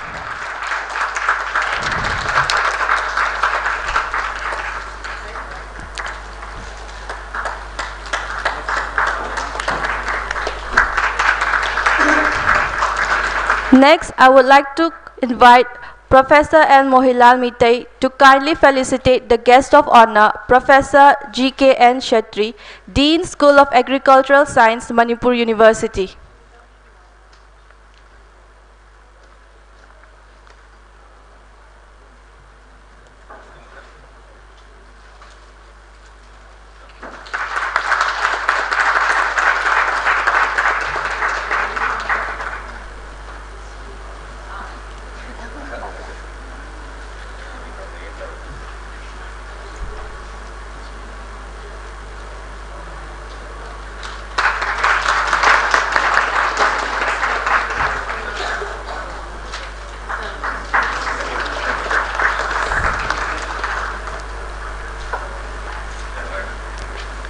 May I now request Sir Professor Harvey to kindly felicitate the President, Professor T.H. Binoy Singh.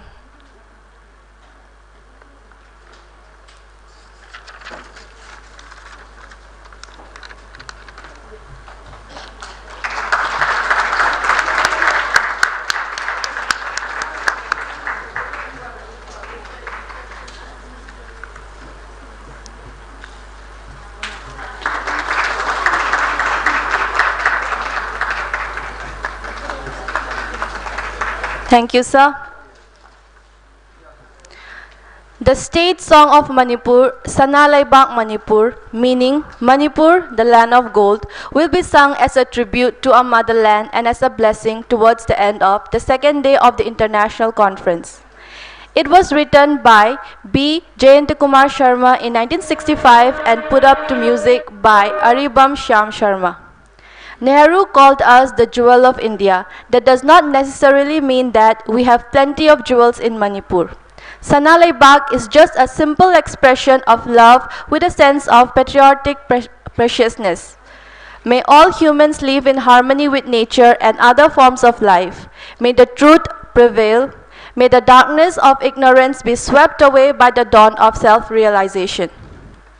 I now call upon the PhD scholars of Life Science Department of Zoology, to lead us with a state song. Please give a round of applause to our beloved PhD scholars.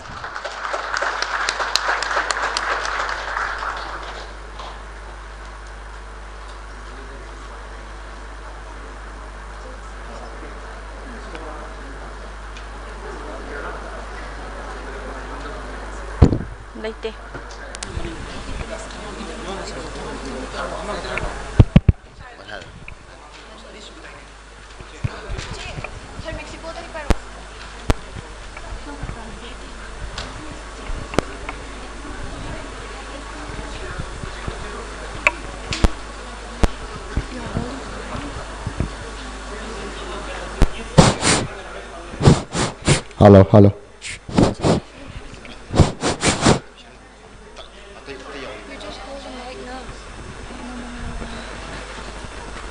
Then can you come in? Can I come in the middle? It's not about height.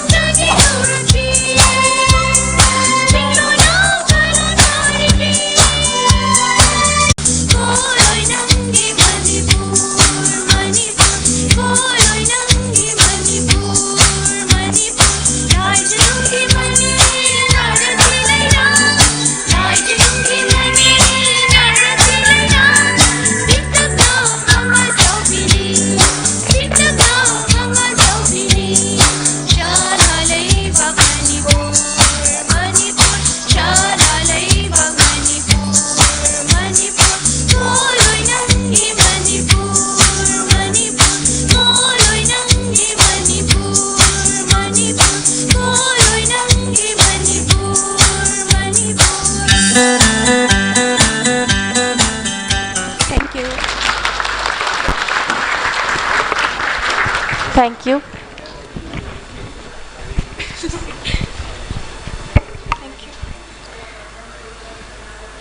Now we shall commence. May I now invite Dr. Thangal Yumnamcha Ramalinga Aswami, Re-Entry Fellow, Department of Botany, Manipur University, to kindly give the report of the conference.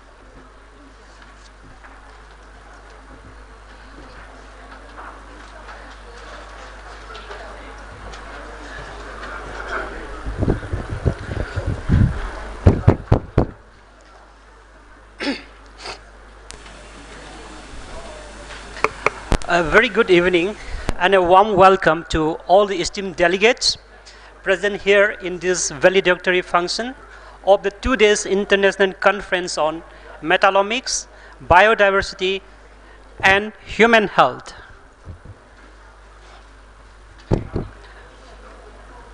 Respected dignitaries on the dais, Professor N. Raj Mohan Singh, Honorable Vice Chancellor, Dana Manjuri University, Chief Guest of today's function, Professor G.K.N. Shetri, Dean, School of Agriculture and Science, Manipur University, Guest of Honor of today's function, Professor T.H. Binoy Singh, Head of the Department of Life Science Zoology, Manipur University, President of today's function, all eminent speakers, distinguished faculty members, scientists, scholars, and all esteemed delegates gathering here. It's indeed my great pleasure to deliver the report of this two-day international conference. Dear esteemed delegates, everything that has beginning has an ending. Today is the closing day of the 2 days international conference on metallomics, biodiversity and human health, organized by the Department of Life Sciences Zoology, Manipur University. Altogether, 107 delegates, including 4 foreign delegates, participated in this 2 days international conference. During this 2 days conference, there were 4 technical sessions on 4 different thematic areas. In this conference, there were hectic and fruitful discussions with 1 keynote lecture, 4 plenary lectures, 48 oral presentations, and 38 poster presentations. I also would like to highlight that Professor Wolfgang Merritt of King College London, United Kingdom, and Dr. Alexander Morel, the manager, London Metallomics Facility, King's College London, United Kingdom, delivered talks on the areas of techniques and methodologies of metallomics through virtual mode on pre-conference workshop held on 2nd of March 2023. Professor Merritt highlighted the exact identification and quantification of metal and metal complex is very important to understand the various physiological functions of the body. He also highlighted his willingness to unravel the mechanistic study of the toxic elements or metals in the formulations of Ayurvedic drugs. Dr. Alexander Morel delivered a very exciting and emulating talk on and showcased various sophisticated tools and techniques available at London Metallomics Facilities, King College London, United Kingdom, for studying the role of metal and metal complex by illustrating with various case studies. We are very thankful to Professor Merritt and Dr. Morel for their motivating and insightful lectures. Dear delegates, the actual program of the 2 days international conference starts on 3rd of March 2023 at Court Hall of Manipur University. The inaugural function of this conference was graced by Professor N. Lokendra Singh, Honorable Vice Chancellor, Manipur University, as chief guest, Professor R. Vertarajan, Dean, School of Life Sciences, Manipur University, as guest of honor, Professor M. Damayanti Devi, Head of Department of Life Sciences, Botany, Manipur University, as guest of honor, Professor T.H. Binoy Singh, Head of Department of Life Sciences, Zoology, Manipur University, as President, Professor N. Mohilan Maitei, Department of Life Sciences, Zoology, Manipur University, as convener of this conference, and Professor Richard Lovinsky, University of Pau, France, as keynote speaker of this conference. Professor N. Lokendra Singh, Honorable Vice Chancellor of Manipur University, highlighted the relevance of the theme of this conference with Northeastern region of India. He stressed the importance of exploring the different flora and fauna in the unexplored northeastern regions of India in terms of their health beneficial metals and mineral contents. The organizing committee would like to extend our utmost gratitude to our Honorable Vice Chancellor for his insightful guidance, encouragement, and support. From the day one of the inception regarding this conference, our Honorable Vice Chancellor extends all possible support. Without his encouragement and insightful guidance and support, this conference may not be in this magnitude.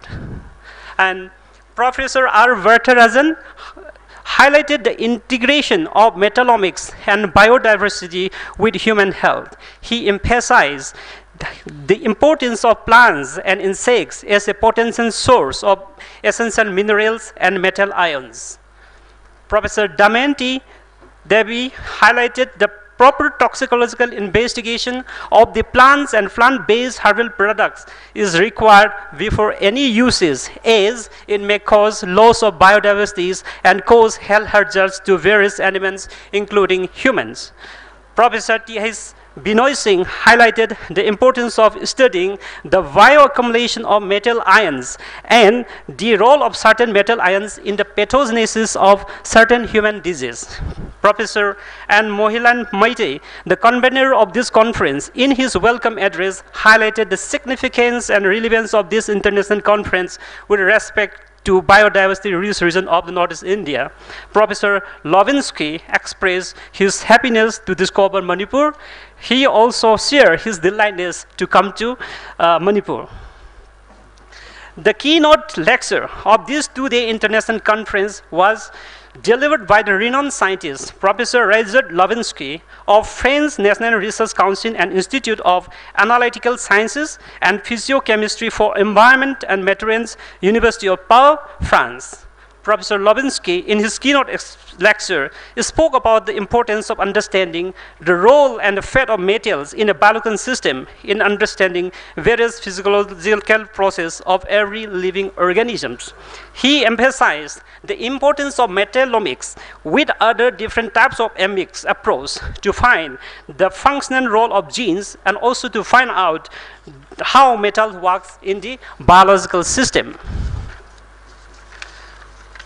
With the end of the very fascinating and stimulating talk of Professor Lovinsky, the technical session of the day were started.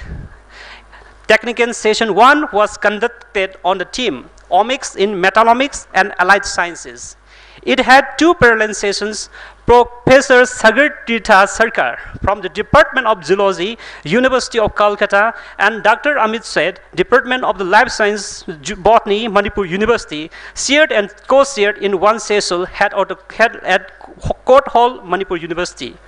Professor Nirmalendu Saha, Dean, School of Life Sciences, Northeastern Hilly University, Shillong, delivered an exciting plenary lecture on the topic metal oxide nanoparticles as aquatic pollutants, their toxic effects, and the possible biochemical adaptive mechanisms in Indian ear-breeding catfish. Professor Saha spoke about the toxic effect of stable metal oxide nanoparticles using Clarice Muger as model.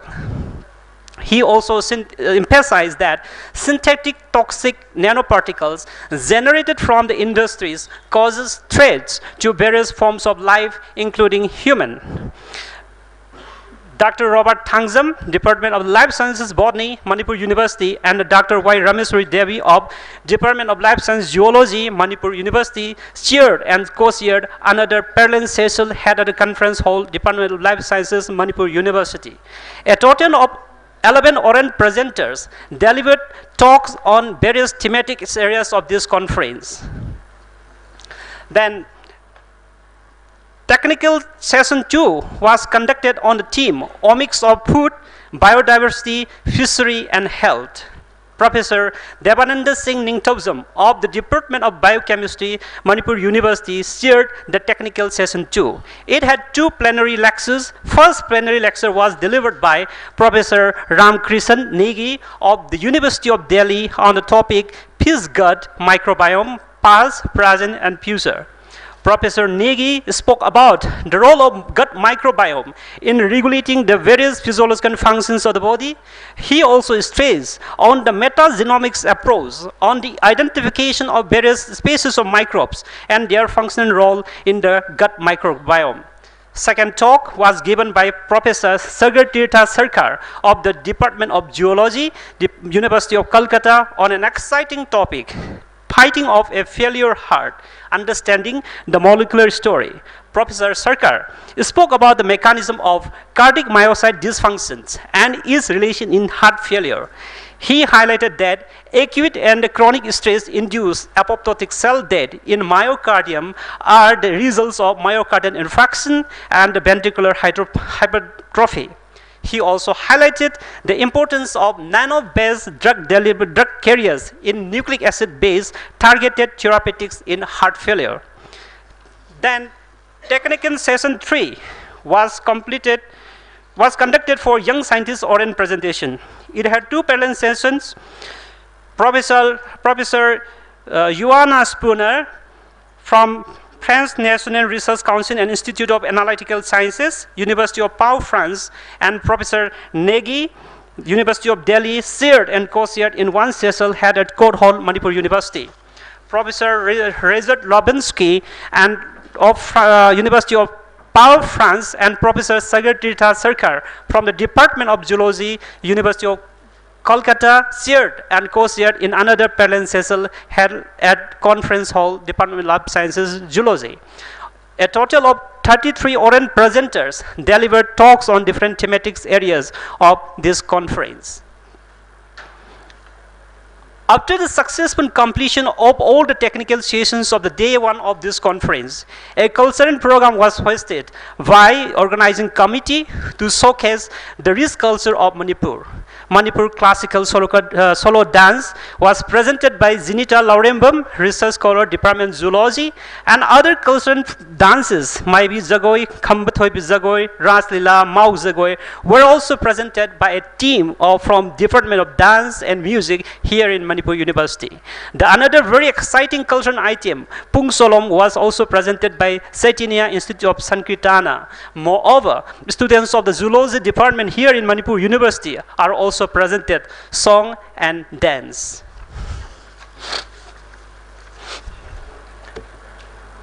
Day 2 of the conference start at 9:30 a.m. of 4th of March 2023 with the fresh minds. Young scientist poster sessions was conducted from 9:30 to 11 p.m. This session was chaired by Professor Joanna Spooner of University of Pau, France, Professor Rezard Lobinsky of University of Pau, France, and Professor N. Mohandas Singh of Mizoram University as well. A total of 38 poster presenters presented on different thematic areas of this conference. After young scientists poster presentation session, technical session 4 was conducted. The theme of the technical session 4 is omics of pharmacology, drug discovery, and alternative medicines and parasitology.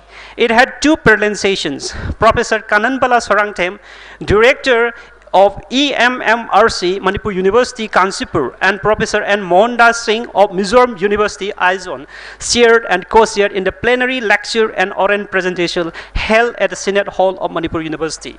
Professor Joanna Spooner from the University of Pau, France, delivered a very exciting and emulating talk on the topics advances in mass spectrometry for untargeted metabolomics of selenium in microorganisms and animals. Professor Spooner highlighted the importance of selenium in multiple biological functions for animal and human health, while its deficiency is related with several diseases in human.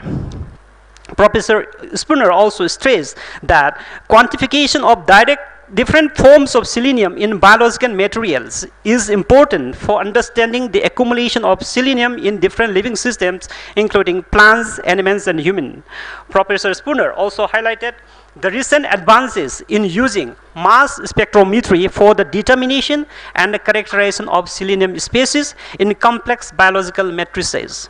In another parallel sessions of technical session 4 at Conference Hall of Department of Life Sciences Zoology, Professor R.K. Gambhir Singh of the Department of Life Sciences Zoology, Manipur University, and Dr. S. Suresh Kumar Singh of the Department of Life Sciences Botany shared and co-chaired the oral presentations. A total of 14 oral presenters delivered oral presentations on different thematic areas of the conference. After technical session number 4, young scientists oral presentations was conducted as a continuation of the young scientists oral presentation, which was started from the day 1 of the conference. A total of 10 oral presenters delivered scientific talks on different thematic areas of this conference on the day 2 of this session. This was the end of the different technical sessions for these 2 days international conference on metabolomics, biodiversity, and human health. Dear delegates, the 2 days international conference provide a unique opportunity for informal interaction, networking, and collaboration building among the research communities. Moreover, this conference showcased advances in a wide range of research areas and provided a key forum for the research community to present new discoveries and discuss their significance, and to frame the next set of critical scientific questions to be addressed. The successful organizations of a conference requires resource and manpower. The success of this conference is the result of close cooperation among the faculty members of the Department of Geology, Manipur University, and cooperation from distinguished scientists and professors from the different departments of Manipur University and from other institutes. Generous fund contributions from Manipur University administration and other funding agencies are quite instrumental in the successful organizing of this conference. The commendable and tireless efforts of Professor R. Varadarajan, Chairman of this conference, Professor T.S. Binoy Singh, Co-Chairman of this conference, Professor N. Mohilan Maitai, Convener of this conference, Dr. K.S. Virla Singh, Organizing Secretary of this conference, and all other volunteers are quite instrumental to make this conference a grand success. Thank you all for your kind cooperation and participation from coming long way to Manipur University to make this conference a grand successful event. Once again, thank you all. Kurumjari.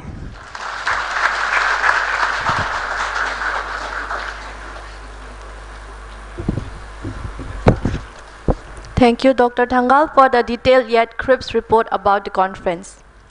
I now request our guest of honor, Professor G.K.N. Shetty, Dean, School of Agricultural Sciences, Manipur University, to address the audience.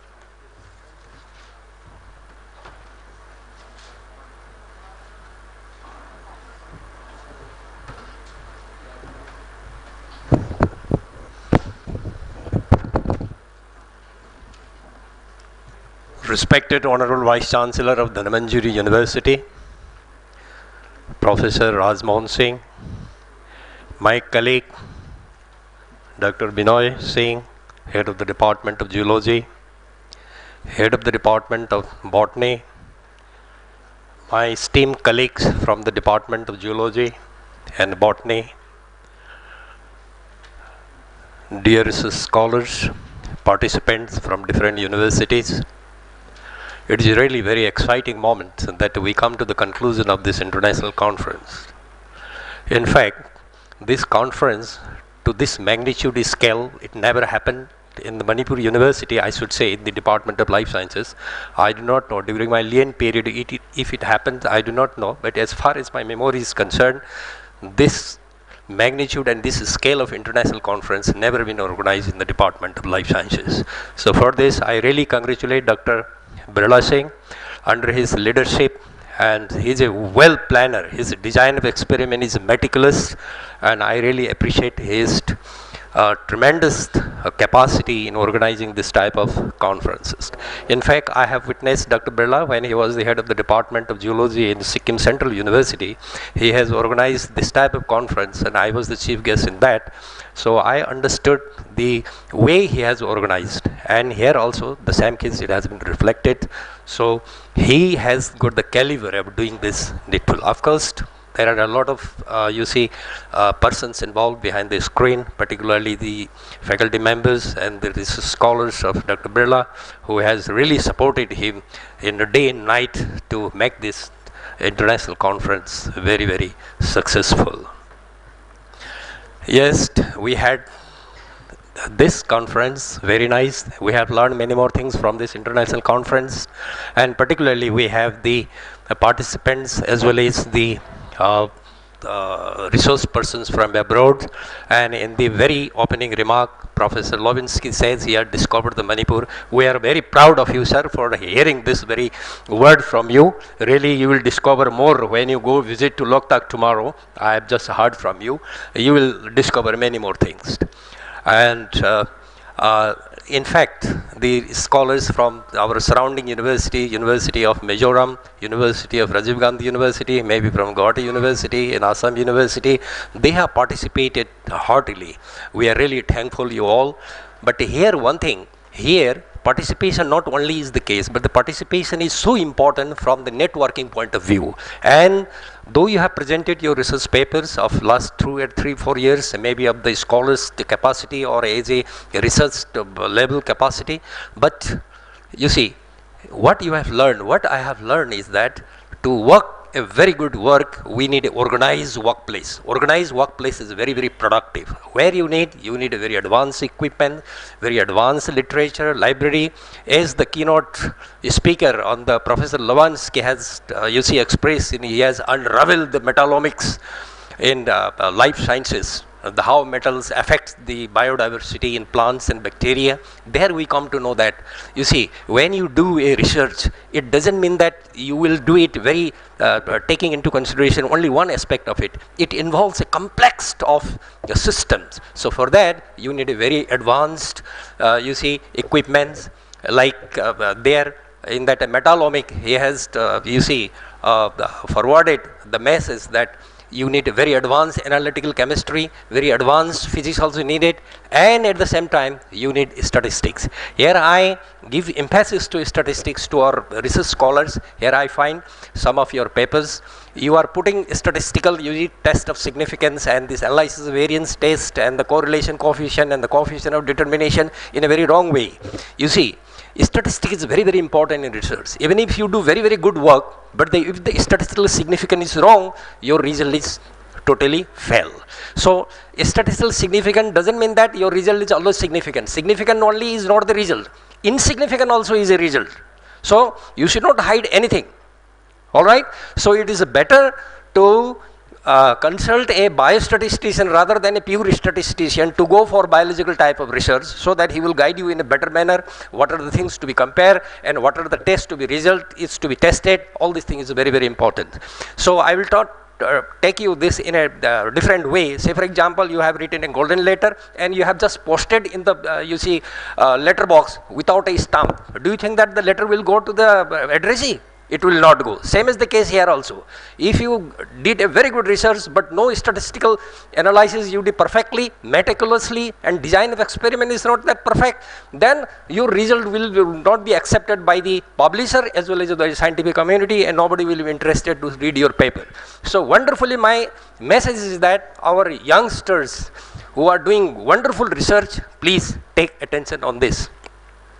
So during this 2 days seminar, international conference, I considered it very, very successful, and there is a very good presentation we heard from Dr. Thangal that he has mentioned the gist about the 2 days seminar, international conference. We are really happy that at least we could do it in a very good manner. The one thing and another thing is that even nature also favor us for doing this international conference. At least during this time we expect rain, but there is no rain at all. So weather is so fine, wonderful. So it is in different way we are very, very successful. And at last I should congratulate Dr. Birla and his team and the whole entire team of the Zoology Department, as of course supported by the Botany Department and other faculty members whosoever involved here in organizing this international conference in a very, very grand manner. I wish you all the best. Thank you.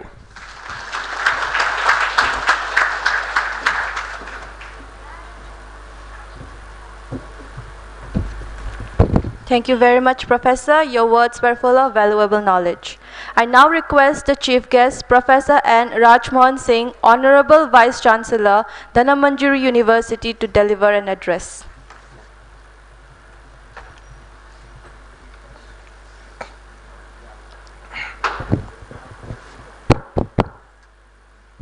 A very good afternoon.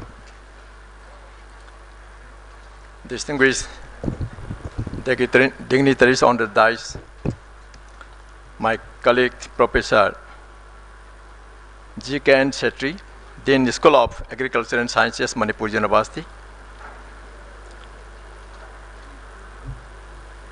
Professor T.H. Binoy Singh, Head of Department, Life Science, Zoology, Manipur University, and President of this valedictory function, Dr. Thangal Yunamcha Ramalingaswamy, Re-Entry Fellow, Department of Life Sciences, Botany, Manipur University, Dr. Himika Salam, Guest Faculty, Department of Life Sciences, Zoology, Manipur University, respected Aero departments, esteemed delegates and scientists from different parts of the country and also from abroad,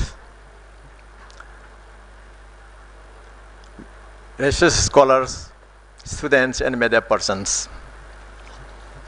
At the outset, I would like to thank the organizers, especially Dr. Birla, for inviting me to be in the midst of you here in this valedictory function and say a few words in connection with this very, very important international conference on metabolomics, biodiversity, and human health, recent advances and synthesis. It is very, very important. Details about the these 2 days international conference has already been highlighted by Thangal. It is very, very interesting to hear, and I hope that many of the scholars, young scholars particularly, will enjoy it, and they have learned a lot from these 2 days program. The topic of the conference is very relevant in this modern era of science and technology. Even the 4 sub-themes like metabolomics, ecology and biodiversity, and conservation, pharmacology, drug delivery and alternative medicines, genetics, human health and allied sciences, cell and molecular biology, immunology and parasitology. All these sub-themes are very much relevant to the 21st century biological revolution.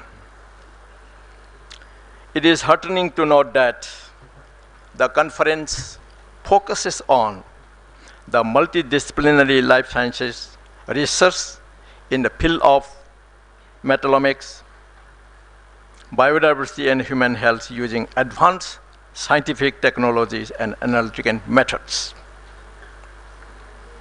I am happy to learn that a wide range of eminent scholars and scientists from across the country and abroad, including 4 scientists from abroad, are participating in this today's program, and they have delivered lectures in the related disciplines of this third area. Yes, Manipur, as we all know, and this part of the northern region is located in the western fringe of Indo-Burma hotspot. It is immensely endowed with natural resources, bioresources of international significance. We have many endemic species in terms of flora and fauna diversity. Understanding and appreciating the importance of this biodiversity is directly linked with our own very survival as a species. I appreciate the Department of Zoology School of Life Sciences, Manipur University, for holding such a wonderful international conference of 2 days for the development of the integrated multidisciplinary research and innovative programs. The scientific validation and value addition will help in catalyzing the growth of industry in the region for livelihood generation and boosting bioeconomy. Like United Nations slogan, think globally but act locally. Now it's time that I should say globalization of traditional knowledge is very, very important because we have enough traditional knowledge in this part of the region. So this globalization is very, very important. And also localization of global technology is also very much required. So if we can combine these 2, then lots of works we can do here. Cutting research studies out of the state work can be done in this part of the region also. Being the time, it is time of even our National Education Policy 2020 also emphasized very much on interdisciplinary, multidisciplinary, and a collaborative type of research. So, using or by interacting by bilateral way or multilateral way, if we have collaborations, then we can do lots of work to apply to this part of the region. Is even the local or regional way we can do. Another area I think here we can do in this part of the region is climate change issues. Impact of climate change on biodiversity issues is also very, very important in the Indo-Myanmar, this Himalayan belt. It's very important. Now, DST is having a special shell, that is DST splice shell, and they are funding for this. I am also having one project. It is going to be completed by this month, and it is very, very important. So many areas we can do relevant to these biodiversity issues, and also this climate change, as we all know, it is very, very global issue. So this area also very much pertinent to work in this part of the region. That is another area. And again, with the coming of nanoscience and nanotechnology, nanobiomedicine is also another important area. I had seen some slides which involves in nanoscience and nanotechnology. When I was here in this chemistry department, next building, myself and some of my scholars, including postdoctoral fellows, started some work on hyperthermic studies. And in these hyperthermic studies, we prepare a series of nanoparticles which are of the type of spion, super paramagnetic iron oxide nanoparticles. And using these nanoparticles and using these hyperthermic studies, we can do lots of work. Whether the compound which we are preparing can be used for drug delivery system in cancer therapy, that we are doing. Some good results are coming. And we also applied with HeLa cells, breast cancer cells also, quite successful. And some of the publications are coming in the Royal Society of Chemistry, American Chemical Society, ACS Omega, and other Elsewhere, Springer, and many others. So this is also very, very important area where we can work. And we can correlate with our biodiversity issues also. Compounds which are doping with this medicinal plants, we also use medicinal plants while making these compounds, nanoparticles, dip in this soup, which is medicinal plants, and then we are using that compounds we are using for the kinetics behavior or kinetics behavior, and we apply to this dehydration of that is decaying of these dyes, which are very, very toxic in environment. So series of works we can do. Here in this region in Manipur also now, we have so many institutions like IBST, then NIT, then Manipur University, Dhanmanj University, and even Central Agriculture University. And so we can have holistic approach we can do. Collaborations within the state also can be done. And some of the trust areas we can choose and work together. If more help is required, then we can expand to other states and even abroad also. And even now, it is time to interact biological science with chemistry or biology, and sometimes this biochemistry, and even we have medical colleges, hospitals here in Manipur. An oncology center is also here. So lots of work can be done. So in Baba Atumi Research Center, one of our students, like Raghumani, and they are also doing in collaboration with Apollo Hospital and like that. Indian Institute of Science, Bangalore scientists, they are collaborating with the FRLIC group who are working on traditional knowledges. So if we combine all this and new, that outcomes will come, which will be very much benefited to the human beings. So like this, in connection with COVID or in connection with cancer, diabetics, and malaria, and like that, lots of work we can do here. If we can go up to the molecular level, and even if we can patent, then our economy also will be boomed. Anyway, I am sure This international conference in Manipur will prove to be extremely useful for the researchers fraternity in general and young scholars and students in particular. With this background, I would like to thank you once again. Thank you very much.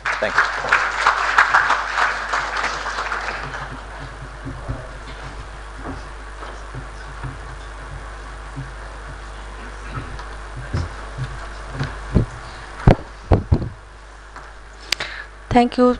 Thank you very much, Professor. Your words were full of valuable knowledge and influential message. So before we move on, may I request anyone from the participants to kindly give feedback.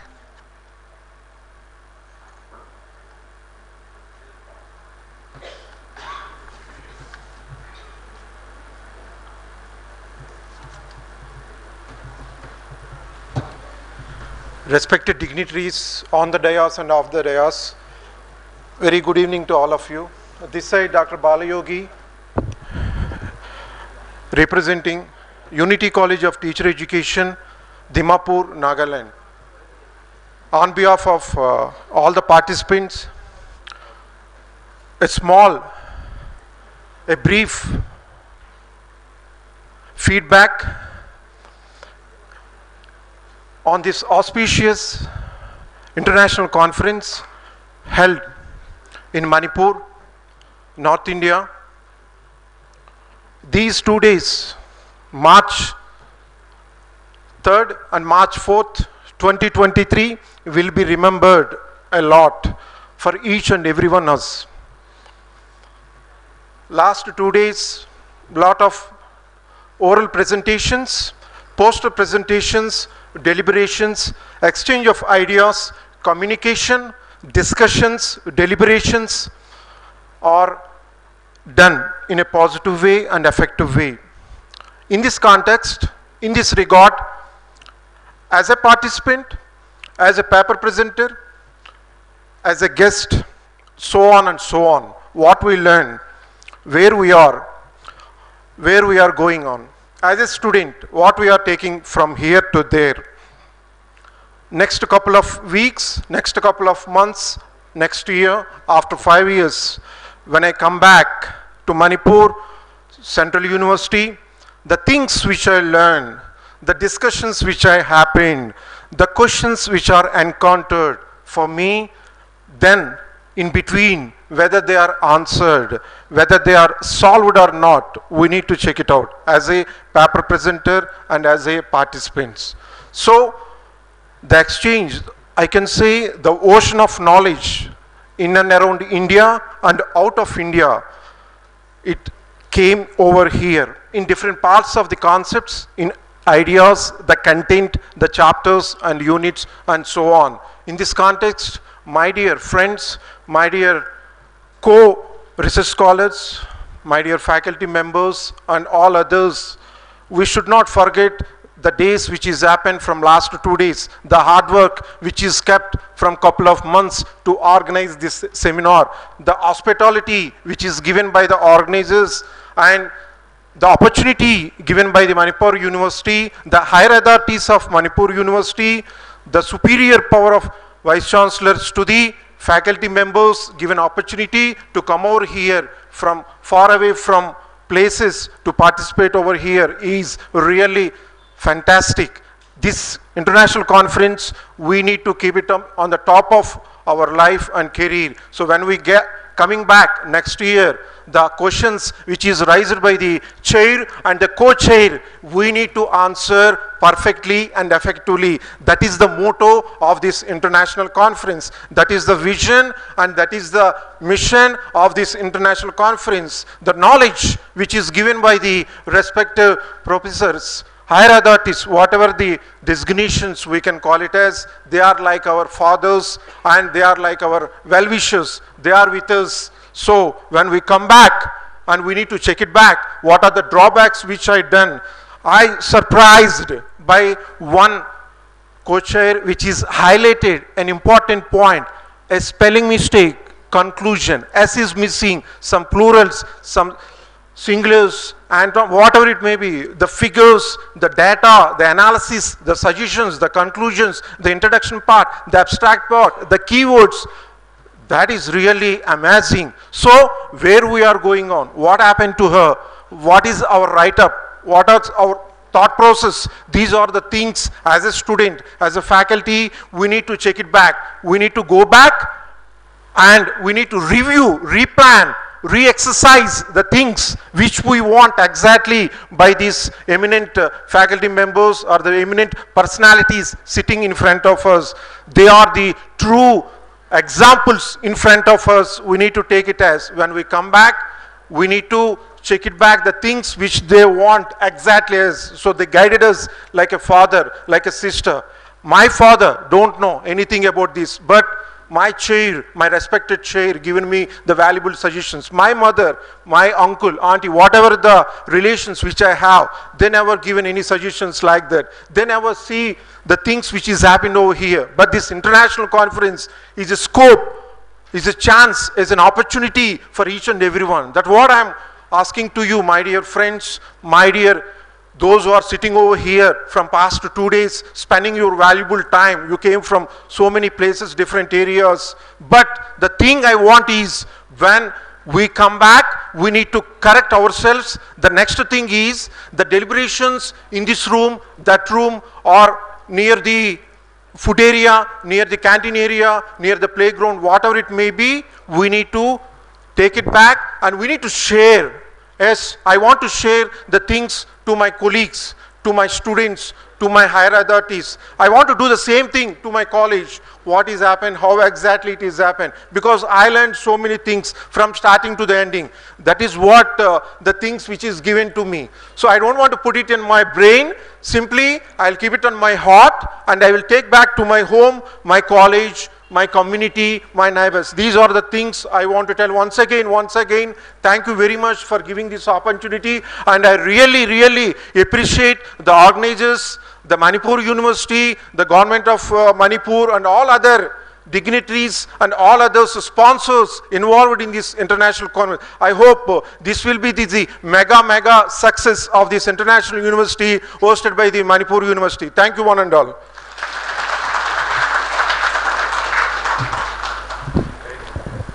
Thank you so much for the valuable feedback. Anyone else? One more? No one?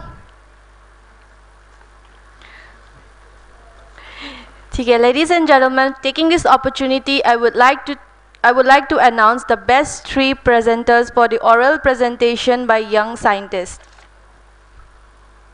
We have chosen the best 3 presentations.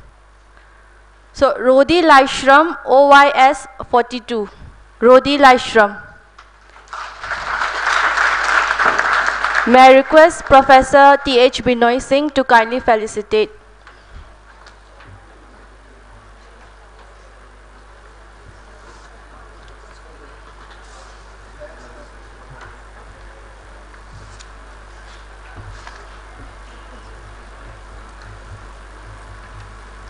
Asom na kanda na phadaw mali sir, maning da si picture kinole. Asom na kanda na phadaw mali.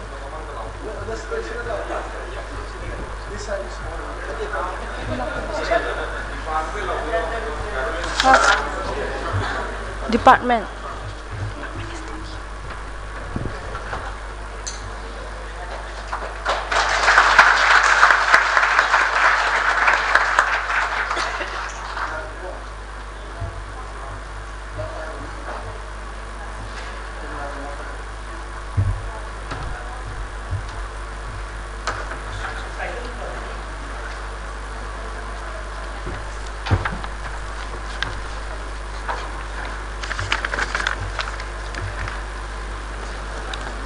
Konjengbam Vidyarani Devi, OYS 21. Strain classification of Mycobacterium tuberculosis isolates from Manipur using spolygotyping method. My request the chief guest to kindly felicitate.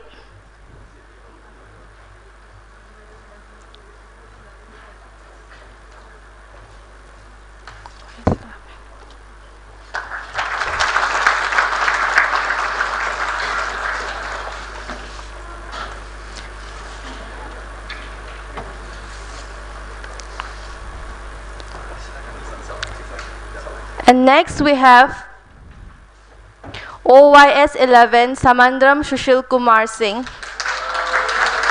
Phylogenetic relationship of Mylonculus lacustrin with other species of monocytes from Mizoram, India using molecular markers.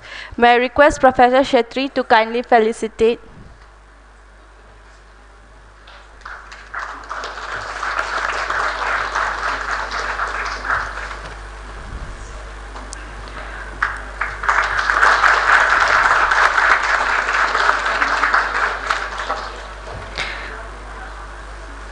Due to some issues with the certificate, I would like to inform you that you may collect the certificate on Monday, and really sorry for the inconvenience caused. Moving on, I now request the President, Professor T.H. Binoy Singh, Head of Department of Life Sciences Zoology, to kindly deliver the presidential address.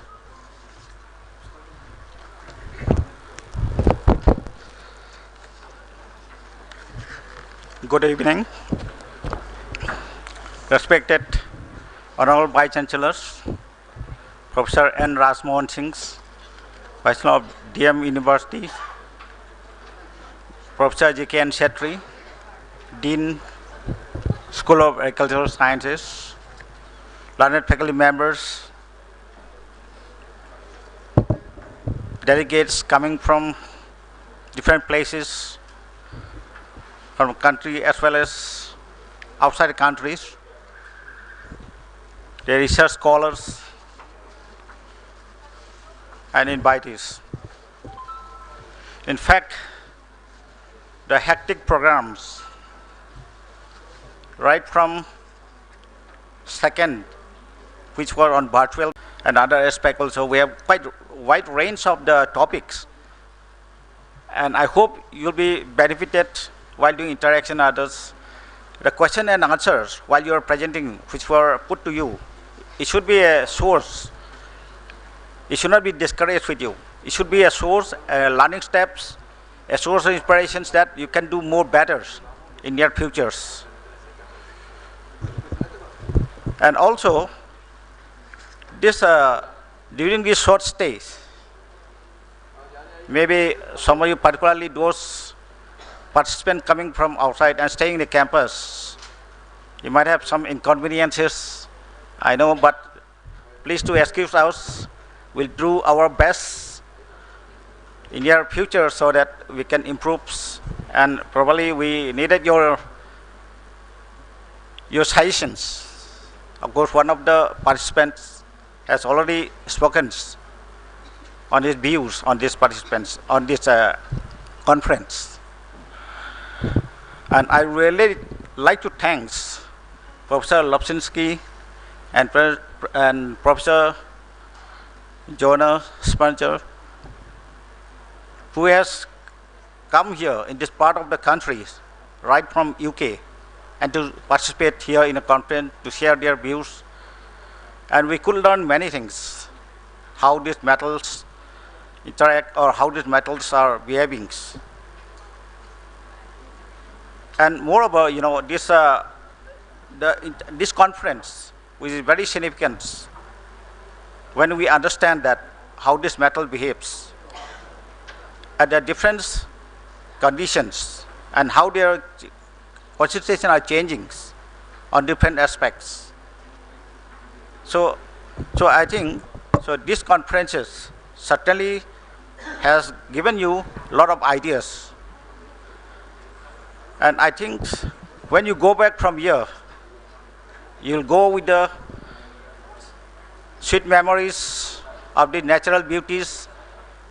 When you go back home, you will carry the message, the natural beauty of these places. And I do hope that you'll come back again in these places.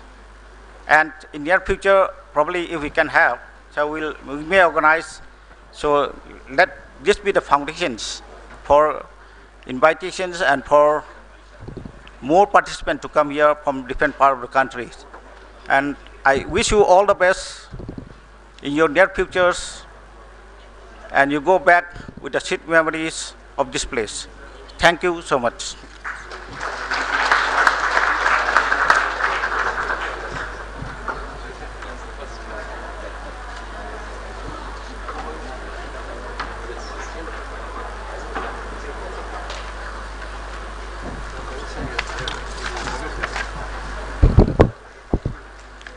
Thank you very much, Professor Binoy.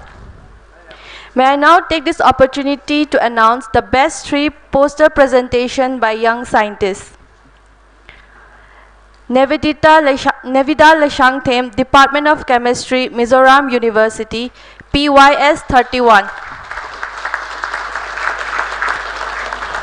Synthesis and characterization and photocatalytic behavior of zinc oxide and copper oxide nanocomposites. May I request Professor Binoy Singh to kindly felicitate.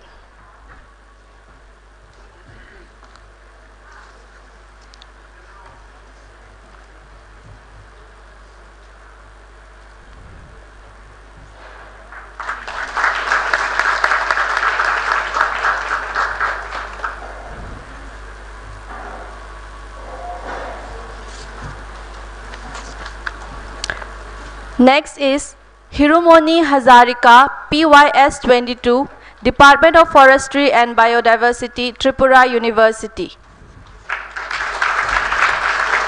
Role of temperature and floral attributes in the life cycle of Euplocor Danus chrysippus species, Tripura, a preliminary studies. May I request Professor Shetty to kindly felicitate.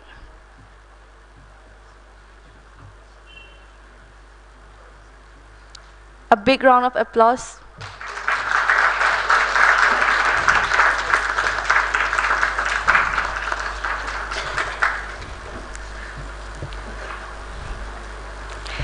Next we have Khalida Sahani, Department of Zoology, Manipur University, PYS 36.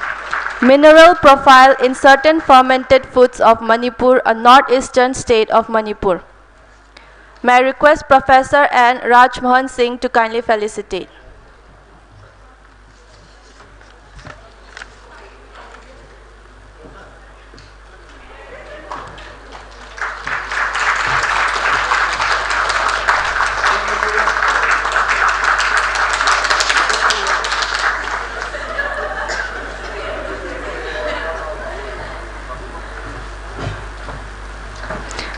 Thank you so much and congratulations to all the participants.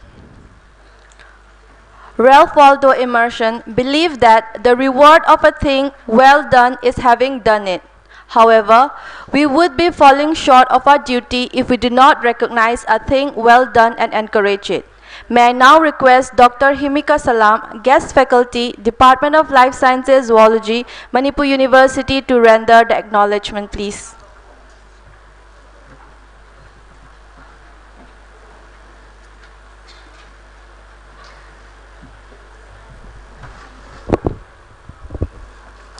A very good afternoon, everyone. Now is the most awaited part. So, it is my privilege to propose the vote of thanks and acknowledge the contribution of those who really work hard to make this event possible. First of all, I want to thank the Almighty God for giving such a blessed and beautiful day today. I, on behalf of the organizer, International Conference on Metallomics, Biodiversity and Human Health, Recent Advances and Synthesis, Department of Life Sciences Zoology, Manipur University, extend my heartfelt thanks to the chief guest of the inaugural function, Professor N. Lokendra Singh, Sir, Honorable Vice Chancellor, Manipur University, for adding glory to this event in spite of his busy schedule. I extend my sincere gratitude to the guest of honor, chief guest of the valedictory function, Professor N. Rasmohan Singh Sir, Honorable Vice Chancellor, Dhanamandjuri University, for gracing today's auspicious function with the enlightening speech highlighting the importance of biodiversity, bioeconomy, climate change, and trust areas and collaborations with the motto, think globally, act locally. Thank you very much, sir, once again. I would also like to thank the guest of honor, our Professor R. Bharatharanjan Sir, Dean, School of Life Sciences, Manipur University, for being a constant source of inspiration for all of us and especially for this event. Thank you very much, sir. I also would like to extend my humble gratitude to the guest of honor of today's valedictory program, our respected Professor G.K.N. Shetty Sir, Dean, School of Agricultural Sciences, Manipur University, for sparing his valuable time with the informative speech. Thank you very much, sir.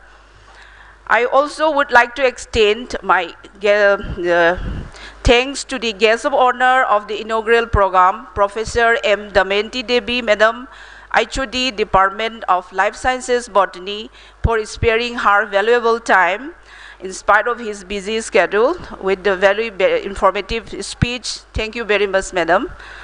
I would also like to thank the President of both the inaugural as well as the valedictory function, our beloved Professor T.H. Binoy Singh Sir, HOD, Department of Life Sciences, Zoology, Manipur University, for his tireless efforts and suggestions and extending help for the successful conduct of this 2 days international conference. Thank you very much, sir.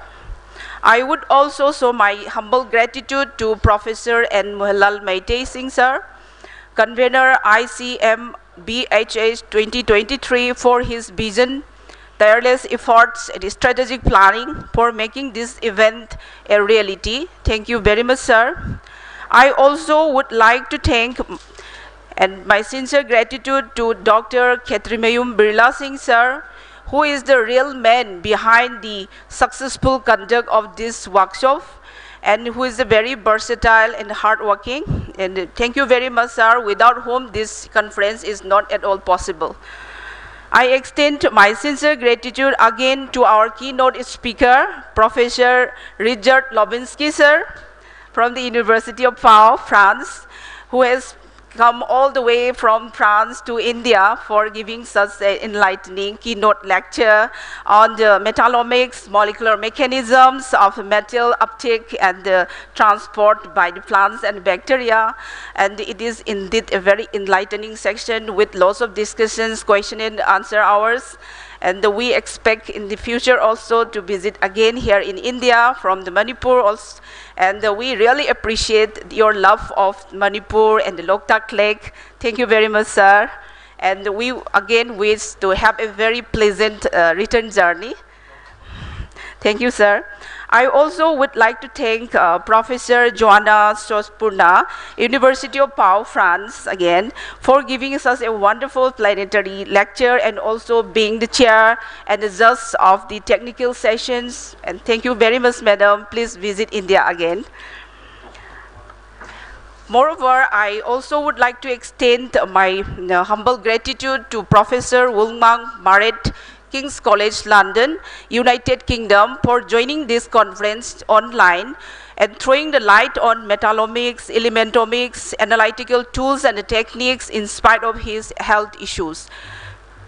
I also extend my humble gratitude to Dr. Alexander Morel, joining through virtual mode, Manager London Metallomics Facility, LMF King's College London, United Kingdom, for his insightful and wonderful presentations and the highly productive discussion sessions.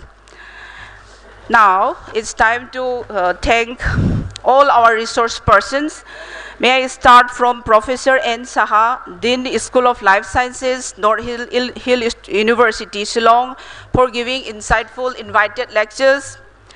Professor Sagar Tirtha Sarkar Sir, University of Calcutta, for giving thought-provoking planetary lecture number 3 with thorough discussion and also for being the chair and the co-chair of many scientific sessions. I would also like to thank Professor Ram Krishnan Negi, University of Delhi, for deliberation of fish gut microbiome and also take-home messages on probiotics and prebiotics.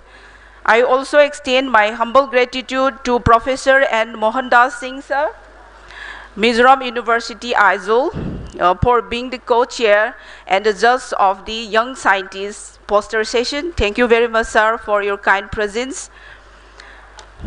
I also would like to extend my humble gratitude to Professor Debananda Singh Ningthokzam, Department of Biochemistry, Manipur University, Professor Kanan Balas Rangthim, Director EMMRC, Manipur University, Professor R.K. Gambhir Singh Sir, Department of Life Sciences, Zoology, Manipur University, Dr. S. Suresh Kumar Singh Sir, Department of Botany, Manipur University, Dr. Robert Thangzam and Dr. Amit Seth from the same department, and Dr. Rameshwari Yumnam, Department of Life Sciences, Zoology, Manipur University, for being the chair and the co-chair of many technical sessions, for its smooth conduct and the highly valuable conduct of the technical and scientific sessions. Thank you to all. I extend my sincere gratitude to Dr. Sivakumar Vijay Raghuvalu, Department of Life Sciences, Zoology, Manipur University, for his valuable time and active cooperation to make this event successful. I extend my humble gratitude to our reporter, Dr. Thangal Yumnamcha, for a precise and very short report of this international conference from the Department of Life Sciences, Botany, Manipur University. I extend my humble gratitude to all the esteemed faculties from our department, from other departments, from other colleges, and from the schools and other scientists, project scientists and research scholars, all the performers of the cultural program, all the MSc students, all the people who are involved in catering and the sound systems, and students, volunteers for their active involvement and cooperation to make this event successful. Also, I would like to extend my humble and sincere gratitude to all our sponsors, including Department of Biotechnology, Government of India, and donated 3 lakhs, Northeastern Hill Council Shillong for donation of 7 lakh rupees, and the DST ACRB India for 3 lakh rupees, and also of course from Manipur University 1 lakh donation. Thank you to all our sponsors. Because of them only we are able to conduct this international conference. And also, moreover, I would like to thank the print and the electronic media, especially the MAMI TV, for live full coverage for consecutive 3 days. Thank you so much, the MAMI TV.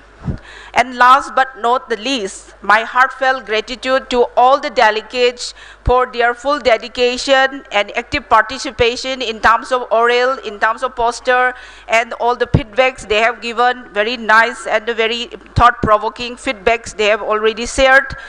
And I also want to congratulate to all the award winners and to all the participants. Thank you once again to all available here in the Manipur University campus for your stay and stay, as well as your patience and making this event a memorable and highly productive one. Thank you so much once again.